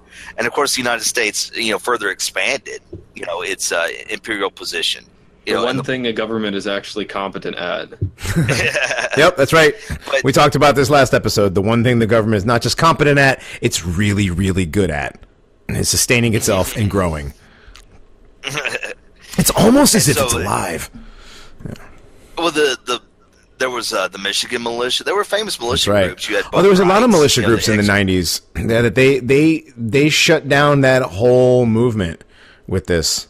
Yeah, it's funny because now the militia movement is based upon collapse theories, since 2008 and the Great Recession, right? But back then, I mean, the economy was doing good. All these militias were based upon fighting Zog, the UN, New World Order, and all that. Black helicopters, all that. And so, they destroyed the militia movement in the American people's minds because the American people didn't want anything to do with that. Regular Americans didn't want anything to do with it, with militia. Well, because they associated the militia with the Waco people. They associated the militia with the Ruby Ridge people. They associated the militia with the people involved in Timothy McVeigh's friends in Oklahoma City. You know what I mean? And you're a regular American who don't got nothing to hide, so it don't matter what the government listens to. Those people, they're not going to want to have any part of that. So it really, really worked. Yeah, and it gave the Clintons had carte blanche to do a lot of the stuff that they wanted to do. Like they did house to house, like gun seizures in Chicago. Yep.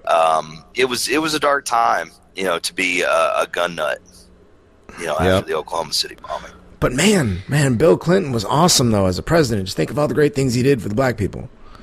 Yeah, like played the saxophone. Yeah, he played the saxophone and went to McDonald's. Like, literally, like, people loved that shit. He was the first pop president. And pop was cool, and, and we missed out a whole lot of shit because we were watching our pop president. A lot of dark stuff happened in the 90s. Yeah, he bombed Christians on behalf of Muslim terrorists. Yep. They made the deal with the devil to release Muslim terrorists among the Albanians, to fight the Serbs. Yep. And then we brought all those fucking white Muslims into Connecticut. I remember when the Bosnians all showed up. Yeah. I mean, really, was there anything good about the Clinton presidency? Because I don't think there was. It was very low. There was very low unemployment, Goy. Oh, of course. Because there was a fucking and he had census. A bubble that popped too. Did he? You're not supposed to have these bubbles pop every few years, but we did. We went through a tech bubble pop. Oh, that's right. That's right. The first tech bubble pop, not the 2000s, which was huge. But yeah, the first tech bubble pop wasn't very good. We had the real estate bubble GeoCities failed. Geos. MySpace. Anyways. A little bit off topic. A little bit off topic, but back to excuse me, back to militias and Timothy McVeigh. So you said that the legislation shut down the militias. Not only that, it allowed for gun confiscation. But in the public image too. Yeah. Oh yeah. And it changed it changed the public image of the militias. In it, I think a lot more people are. I would think, like, I don't want to say scared of just that, but like, they don't want to be affiliated with that word. Right. Yeah, it's a bad word now because of all that. I forgot to talk about the assault weapons ban. Clinton did that. That's right. Sunset. under Bush. But there was people forget what it was like to live under the Clinton assault weapons ban. Mm-hmm. You know.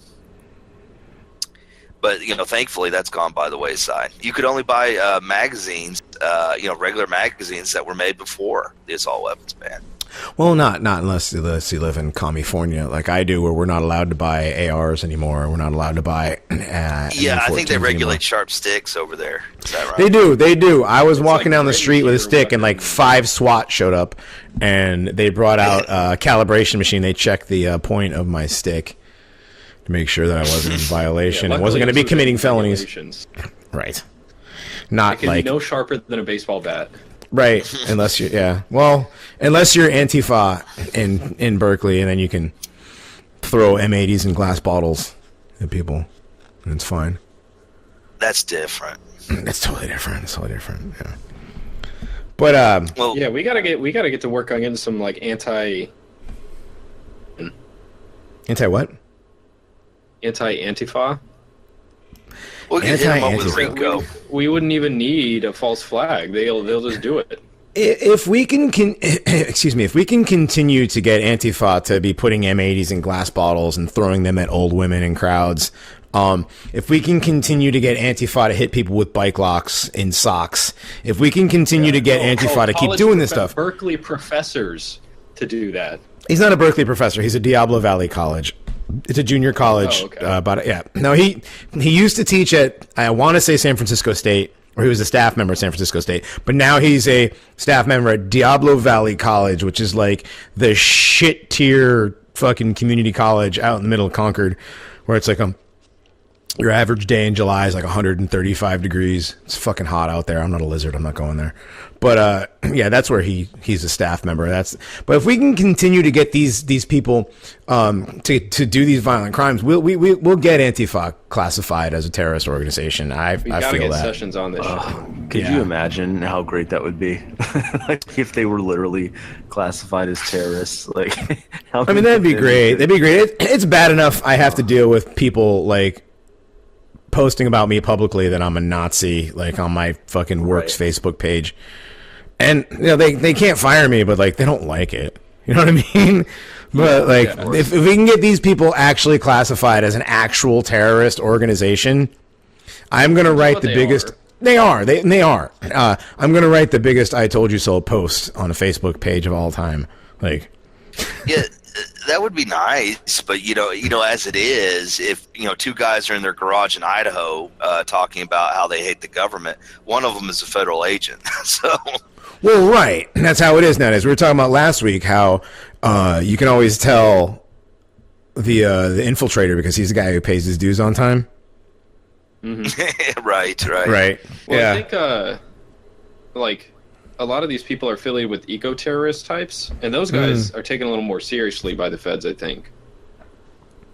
Well, those people actually do commit like actual acts of terrorism, like they go to like animal testing facilities and burn shit down, and they throw they go to like those doctors' houses and throw like acid at them and shit. Like they do, and honestly, I mean, look, so we test on animals. Would you rather we did it on people? Yeah, I would rather we did it on. I'd rather we did it on Antifa. I'd rather we did it on Antifa. Yeah, no. If you guys want us to do it on people, we'll gladly do it on Antifa. But like, it's the whole dominion over the earth. If I want to see a fucking monkey in a tuxedo, that monkey's gonna wear a tuxedo. You know what I mean? Like, yeah. Anyway, that's a whole. But yeah, Antifa needs to be classified as a terrorist organization. But, the militias, like now we don't have, I don't think we have a militia movement like we used to. I think the Oath Keepers are basically it. Well, it's funny because it's like 3 or 4 times bigger than it was back then, but it's different. Back then it was very political. Like you would hear about the Michigan militia, you would hear about these groups, and like Bo Greitz was a radio personality. Right, so the ex-Green Beret from Vietnam. So it seemed like it was more politicized back then. Whereas, like I said, today, like the militia groups are mostly focused upon collapse. Right, in case the government falls apart, they're more survivalist as opposed to paramilitary militia. Right, that they seem less interested in fighting, the black helicopters, and Well, I think they've been convinced that the black helicopters are kind of on our side, dude. Don't worry about it. But I think that's the big difference. Technically, there's now more militia than there were back then. But back then, it was a very political. Well, now they're just dudes that like to go shooting. Yeah. The like you were saying about Ron Paul. It's they're more like the patriotards today are. They're more about they're more like libertarians, honestly. Mm-hmm. So, I guess they're considered less dangerous because they're more libertarian. Whereas those old vets in the '90s were considered actually dangerous. Right. Well, now you got vets with you got guys with guns and weed, so you got to be careful. You get those kind of libertarians. No, the government is going to be overthrown by people who say snarky things like, I just want gay guys to use their M16s to defend their pot fields. Like that's what the real threat to the government is. Yeah. Right, exactly. I think they realize that and they don't care. So they're just like, yeah, go ahead and do your no step on snake flag or whatever it is that you people do. What about let's go back to Oklahoma City because I'm not sure that we finished it. Was there any other what did we miss? There's got to be stuff we missed. Oh yeah, there's plenty that we can go into the weeds. I mean, there were accusations that there were foreigners involved and all that. But there was people talking about like a Muslim connection beforehand. Like people thought that there was like a Middle Eastern looking guy involved, and I feel like maybe that was a possible. No, they thought that John Doe Number 2 was an Iraqi guy named Hussein al-Husseini. Al-Husseini. Hussein al-Husseini. Yeah, and well, the John Doe Number 2, they had such a good description of him. They even had like his hat, which had like the flames, it had, like the flamey hat or like the lightning bolt hat or whatever it was. Like they had a pretty good fucking description of this guy. Yeah, well, when the Ryder truck was rented, there were two of them. Now, McVeigh did let slip of all his interrogations. He let slip one word, and that was Potts, the deputy director of the FBI. Right. So the allegation from the conspirators like me is that he had a handler that was telling him stuff. Now, while he was renting the Ryder truck, John Doe Number 2 was there. And, later on when that bombing investigation committee went and talked to him, they're like, yes, ma'am, there were two men there. And he gave a perfect description of John Doe Number 2. So this guy really did exist. Like I said, there's just endless. I mean, there were 24 at the scene that saw him in the Ryder truck. And then there are more people elsewhere that saw him. So he really does exist. And, what do you want to know about him? Like, I personally think he's Brescia. I don't think he's Guthrie. He was he was another. Why is that though? Why do you think he's Brescia? Because he's more swarthy. If you look at Guthrie, they're basically like they look like Old West, bad hombres. They got big mustaches and they're definitely white. Whereas John Doe Number 2 has sort of a swarthy look to him. He almost looks Latino in the sketch. It was Brescia. Okay. He was a bigger dude too, right? Wasn't John Doe Number 2 was like a larger, heavier set guy? Yeah, they were bigger. The Ryder truck rental thought he was sort of goofy looking. Sort of, I guess, white trash sort of looking in the clothing style that he picked. When they were renting the Ryder truck, McVeigh got a phone call, and then he told John Doe Number 2, he told us to fucking wait. That was a verbatim quote. And so, he's being told what to do by someone on the phone. And that goes back to the conspirator theory that he's got a handler that's telling him where to be and what to do. Right. So, there's no doubt in my mind that he's got a handler. Like, the whole sheep dipping thing, the fact that he sent those letters to his sister about, being basically an assassin and a drug runner for the U.S., like, that just seems really obvious to me. Yeah, he literally talked about, CIA-style drug running, didn't he? And assassinating people. Yeah. I don't know how much he knew. Like, I don't know if he knew that Andy Strussmeyer was involved in. No, if he knew about the charges in the building. But I definitely think the whole truck bomb thing, like, was not his idea. Yeah, well, it would make more sense to, for Straussmeyer to be. He needed a gang of guys to help him make the bomb, and not just two. The official story is that two of them. So it probably, the Ryder truck was probably made next to that lake, and Straussmeyer was probably involved. It's closer to Elohim City, where they had an ARA cell, that could probably help him build it. So. And that was where Straussmeyer was supposedly out of, anyways. So. Yeah, and then Straussmeyer left the country after the bombing, and like I said, they didn't seem very interested. To me, that also shows prior knowledge. It's like they knew what happened.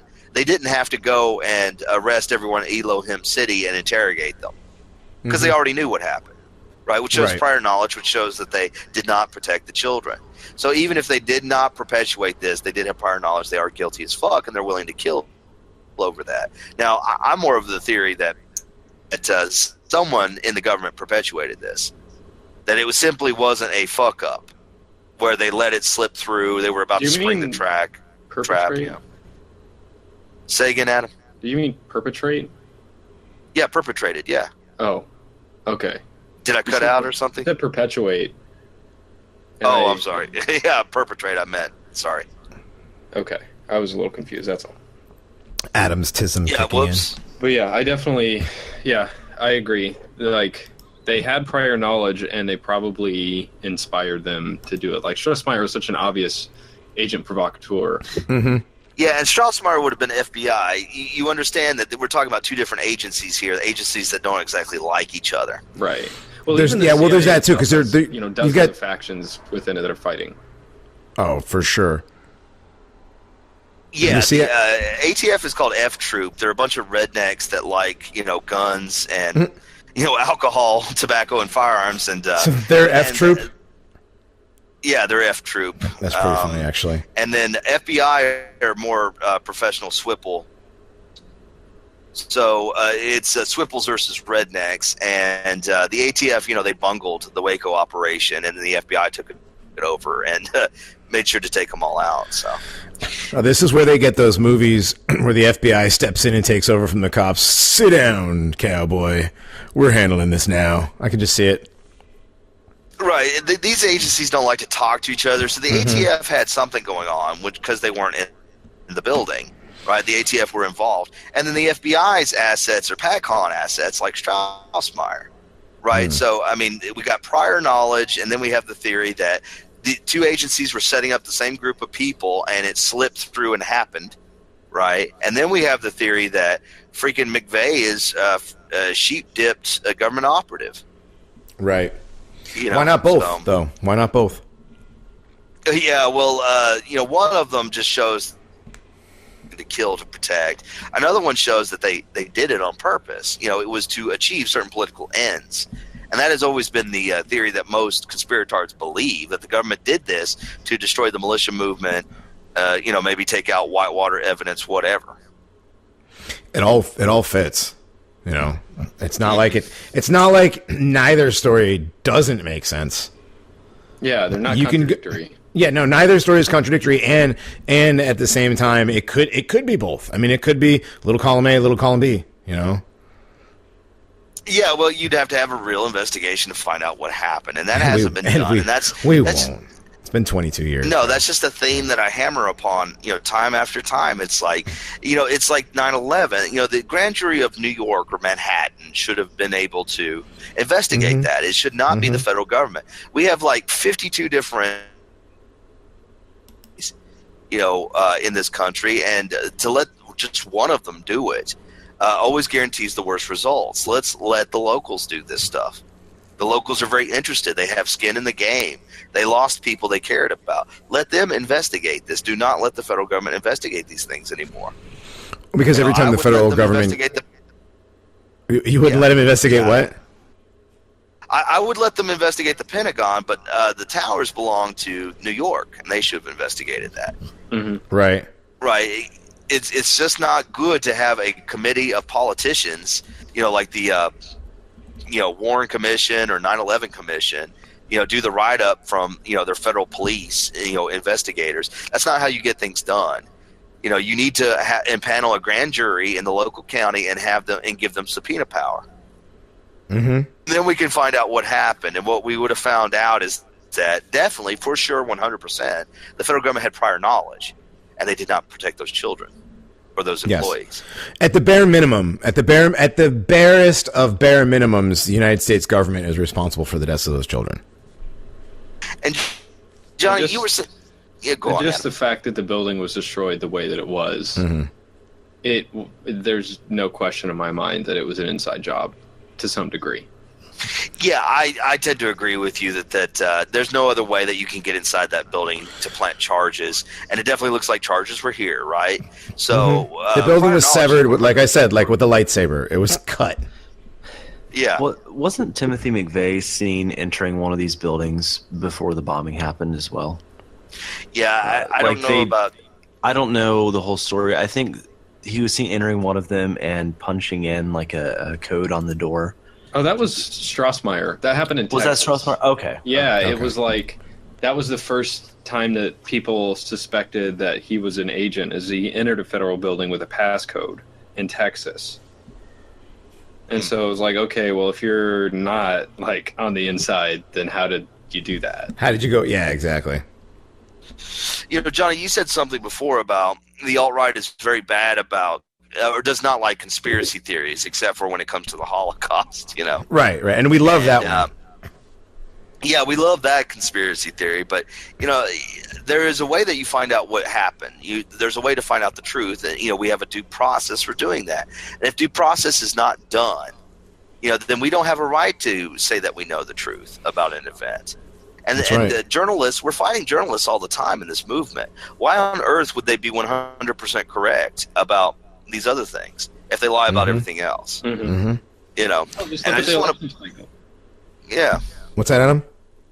Just the 2016 election. Like, if you trust journalists now, after what we witnessed, like, what the hell is wrong with you? This story has a case where you had accidentally you had real journalists investigating it, and then corporate America bought them out and kicked them to the curb. Mm-hmm. Right? There was channel. You said Channel 4, the one channel that didn't sell out. Yeah. You can go on YouTube and look at their great investigation. They're talking to grand jurors and everything else, telling the truth to the people of Oklahoma City that wanted to know what happened, because they have a right to know. You understand? It is their right to know what happened in their community. The federal government does not get to keep everything in this country a secret just because it feels like it. Mm-hmm. So, anyway, that you got to do a proper investigation. You have to have real journalists, and this was tried several times in this case, and the journalists were taken out, and then the real grand jury was captured by Bob Macy, the district attorney, and then the investigating committee put out all its details, and then 9/11 occurred. Right, so all the it's weird. Really, it's almost as if they used 9/11 to detract from Oklahoma City. Right, who cares? Oklahoma City is going to go into the background now. All the terrorism energy is going to go toward 9/11. The moment that changed everyeverything. Yeah. So. Every time it happens, it's the moment that changes everything. It's happened so many times throughout history, especially recent history. There's been, and 9/11's another one that we could. We could do an episode on 9/11 and do it in all the directions. Like do one, you know what I mean? From like the popular alt-right perspective, the actual conspiratorial, like then we can get into like the whole no planes or the whatever, and then we can do flat Earth too.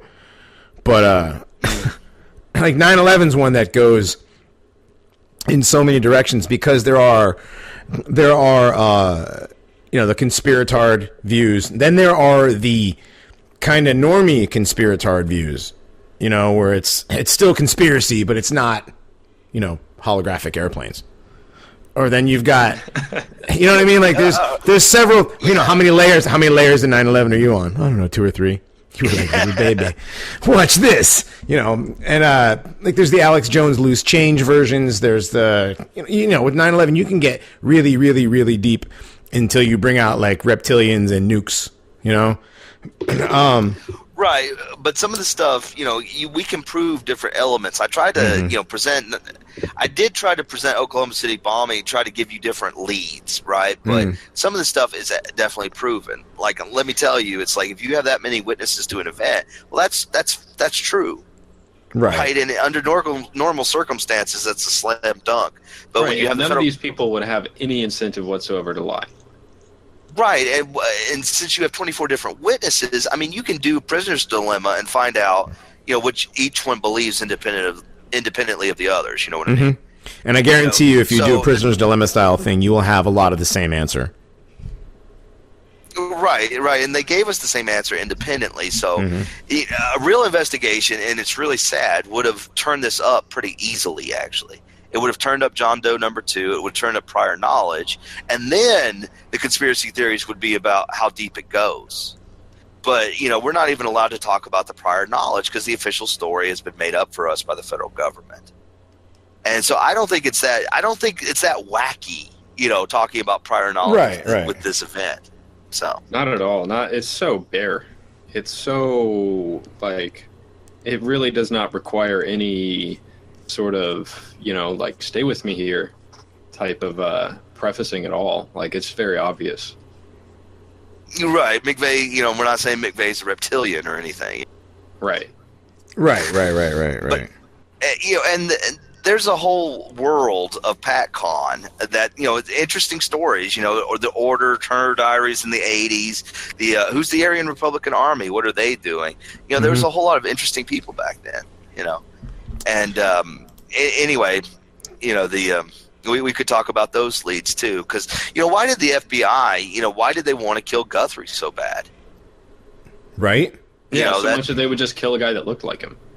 Right. They wanted to kill him so bad they thought Trinity was Guthrie, and they killed him for lying to him. They didn't just kill him; they beat the shit out of him first.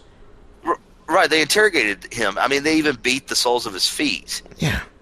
Right. You only ever do to torture someone. There's no other reason. Or unless you mark something. Or they pumped him full of caffeine. Or unless you go do graffiti in Singapore. You remember that back in the 90s? That kid, he went to Singapore and he went to Singapore and sprayed some graffiti, and they punished him by caning his feet. They'll punish you, and I think it's Singapore for spitting in the street. For spitting on the street, chewing gum. Chewing gum, no. When we were in Singapore, we weren't allowed to chew gum, and if you spit, you were going to jail.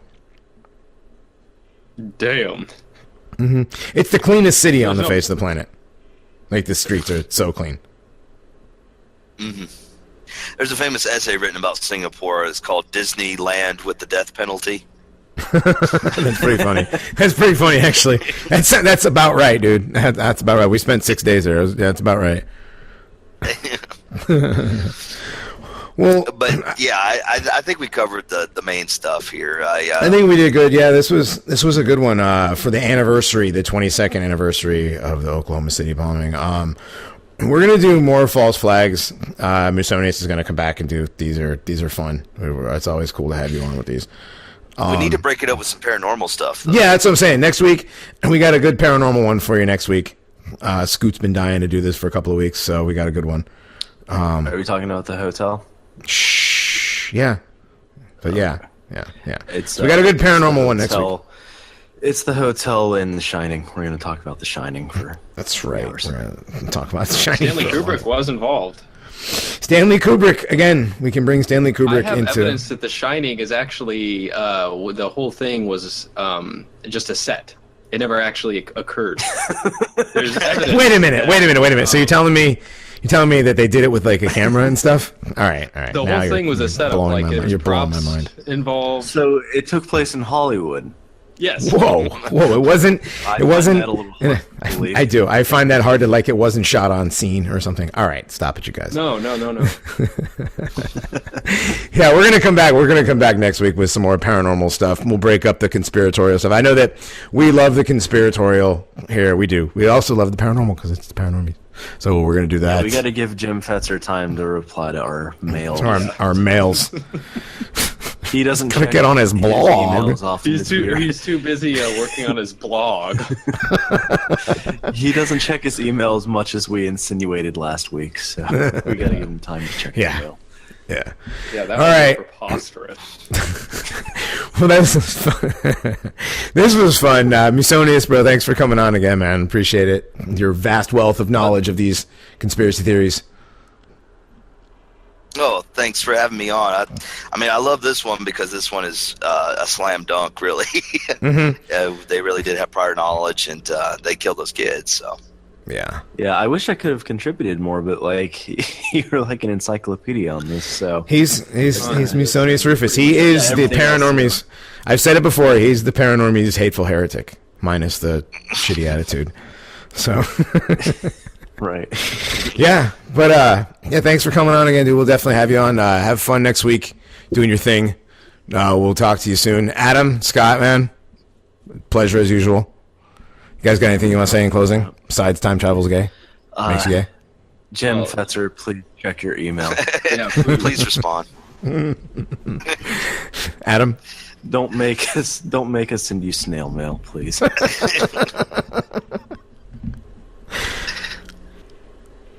No, Adam, you're good? Oh, yeah, no, I'm good. All right. For TheRightStuff.biz, I am Johnny Monoxide with Adam Haidt, Scott Taylor, and Musonius Rufus. This has been the Paranormies Presents the Ahnenerbe Hour. We're going to take you out with a creepypasta, and we will talk to you next week. Later.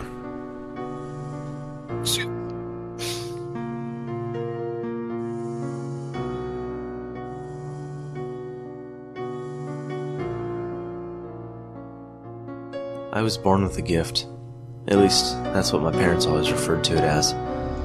Personally, I wouldn't call it a gift, more of a knowing, an observational skill, if you will. I still remember how, for the longest time, I'd see these things, these numbers, and have no idea what they meant. But now I know. I think I was around 11 years old when I first came to understand what the numbers meant. I was watching television with my parents when a news bulletin came on about a woman in Oxford who'd been sentenced for the murder of 17 people.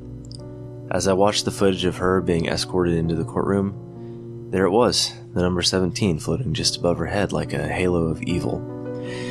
In that moment, I realized these numbers weren't random, they represented people.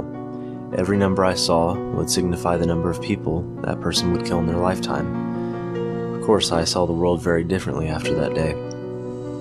On a normal day, walking through school and on the way home, I'd see a sea of zeros, maybe a few ones. Sometimes I'd walk past a man on the street, the number 3 floating above his head, making me feel a little uneasy. I didn't know anyone personally with anything higher than a 1, and I'd always convince myself that those 1s would be due to a car accident or something of the sort, nothing as sinister as murder. As I grew older, the numbers remained mostly consistent. By this time I had told my parents about my sight, and we had agreed between us that it would be safer to keep the facts to ourselves. The first person I knew personally with a large number was my friend Kyle. I met Kyle at a house party one of our mutual friends was throwing. We hit it off pretty quickly due to having a lot of the same interests, but I was always very uneasy when I'd look at him and see the number 5 looming above his head. 5 people. Kyle, it didn't seem possible, and I very quickly decided that I didn't want to question it. About 3 months into our friendship, I woke up one morning to a number of messages on Facebook. All my friends were frantic about what happened to Kyle, but I couldn't really get a straight answer out of any of them about what exactly had happened. After scrolling down a couple posts on my newsfeed, though, I had my answer. Kyle had gone to a party with his girlfriend Amy. They'd gotten pretty drunk, but Kyle decided he was still okay to drive home. About a mile into the journey, he crashed into an oncoming car after veering onto the wrong side of the road. The post said the crash was pretty bad, and his girlfriend died instantly. Jesus Christ, I thought. As shocking as this news was, part of me couldn't help but feel guilty. I'd known Kyle would kill someone, but I couldn't know who, when, how, right? As I read further into the post, I found out more about the car Kyle drove into. Their car had flipped from the impact and rolled into a ditch on the side of the road. The driver, a fellow student at our school, had been killed instantly. His 3 friends who were in the passenger seats had all died in the hospital from their injuries.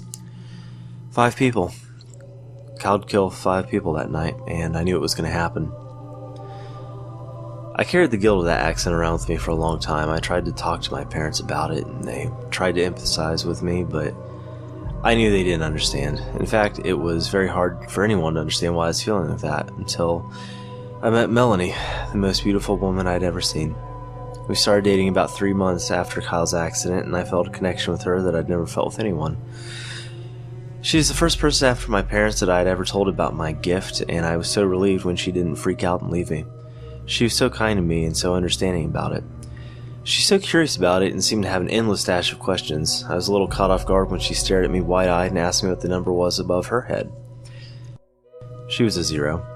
I told her this, and it was almost as if I could see a little wave of relief wash over her. I loved all the questions she would ask. It felt good to finally be able to talk to someone about it and have them, genuinely interested in what I had to say. Well, we'd been dating about a year, and she asked me something my parents never asked. So, she said, "Can I ask you something?" "Yes, of course," I said. "Well, I always wanted to ask you this, but I could never find the right moment because it seemed a bit too personal." "Oh, come on," I said. "There's nothing that you could ask me that would be too personal." "Well, okay," she said. "I was just wondering, when you look at the mirror, do you see a number above your head?" She looked up at me curiously, her big green eyes fixating on me. "Actually, yeah. When I look in the mirror, I see the number 13, I told her, looking down at my feet. "Oh my God," she whispered as she took a step back. "Are you serious?" "No, of course I'm not serious," I replied, unable to stop the smile growing on my face. "I'm a 0, just like you." Melanie and I married a little over 2 years ago, and just a couple days ago, we welcomed our first baby into the world. A beautiful, healthy baby girl, Elizabeth. I'd never known a love quite like the one I feel when I gaze down at her little face. The feeling I get in my chest when her tiny hand clasps around my finger, it's unlike any other feeling. I watch my wife fall more and more in love with our daughter every time she looks at her. I don't know how to tell her. I don't know how to tell her that when I look at our sweet, perfect baby, I feel my insides tighten with guilt. Because when I look just above her darling little face to the space above her head, I see the number 148,327. The biggest number I've ever seen in real life. I also don't know how to tell her that on the day Elizabeth was born, the number I see of myself in the mirror had turned from the number 0 to the number 1.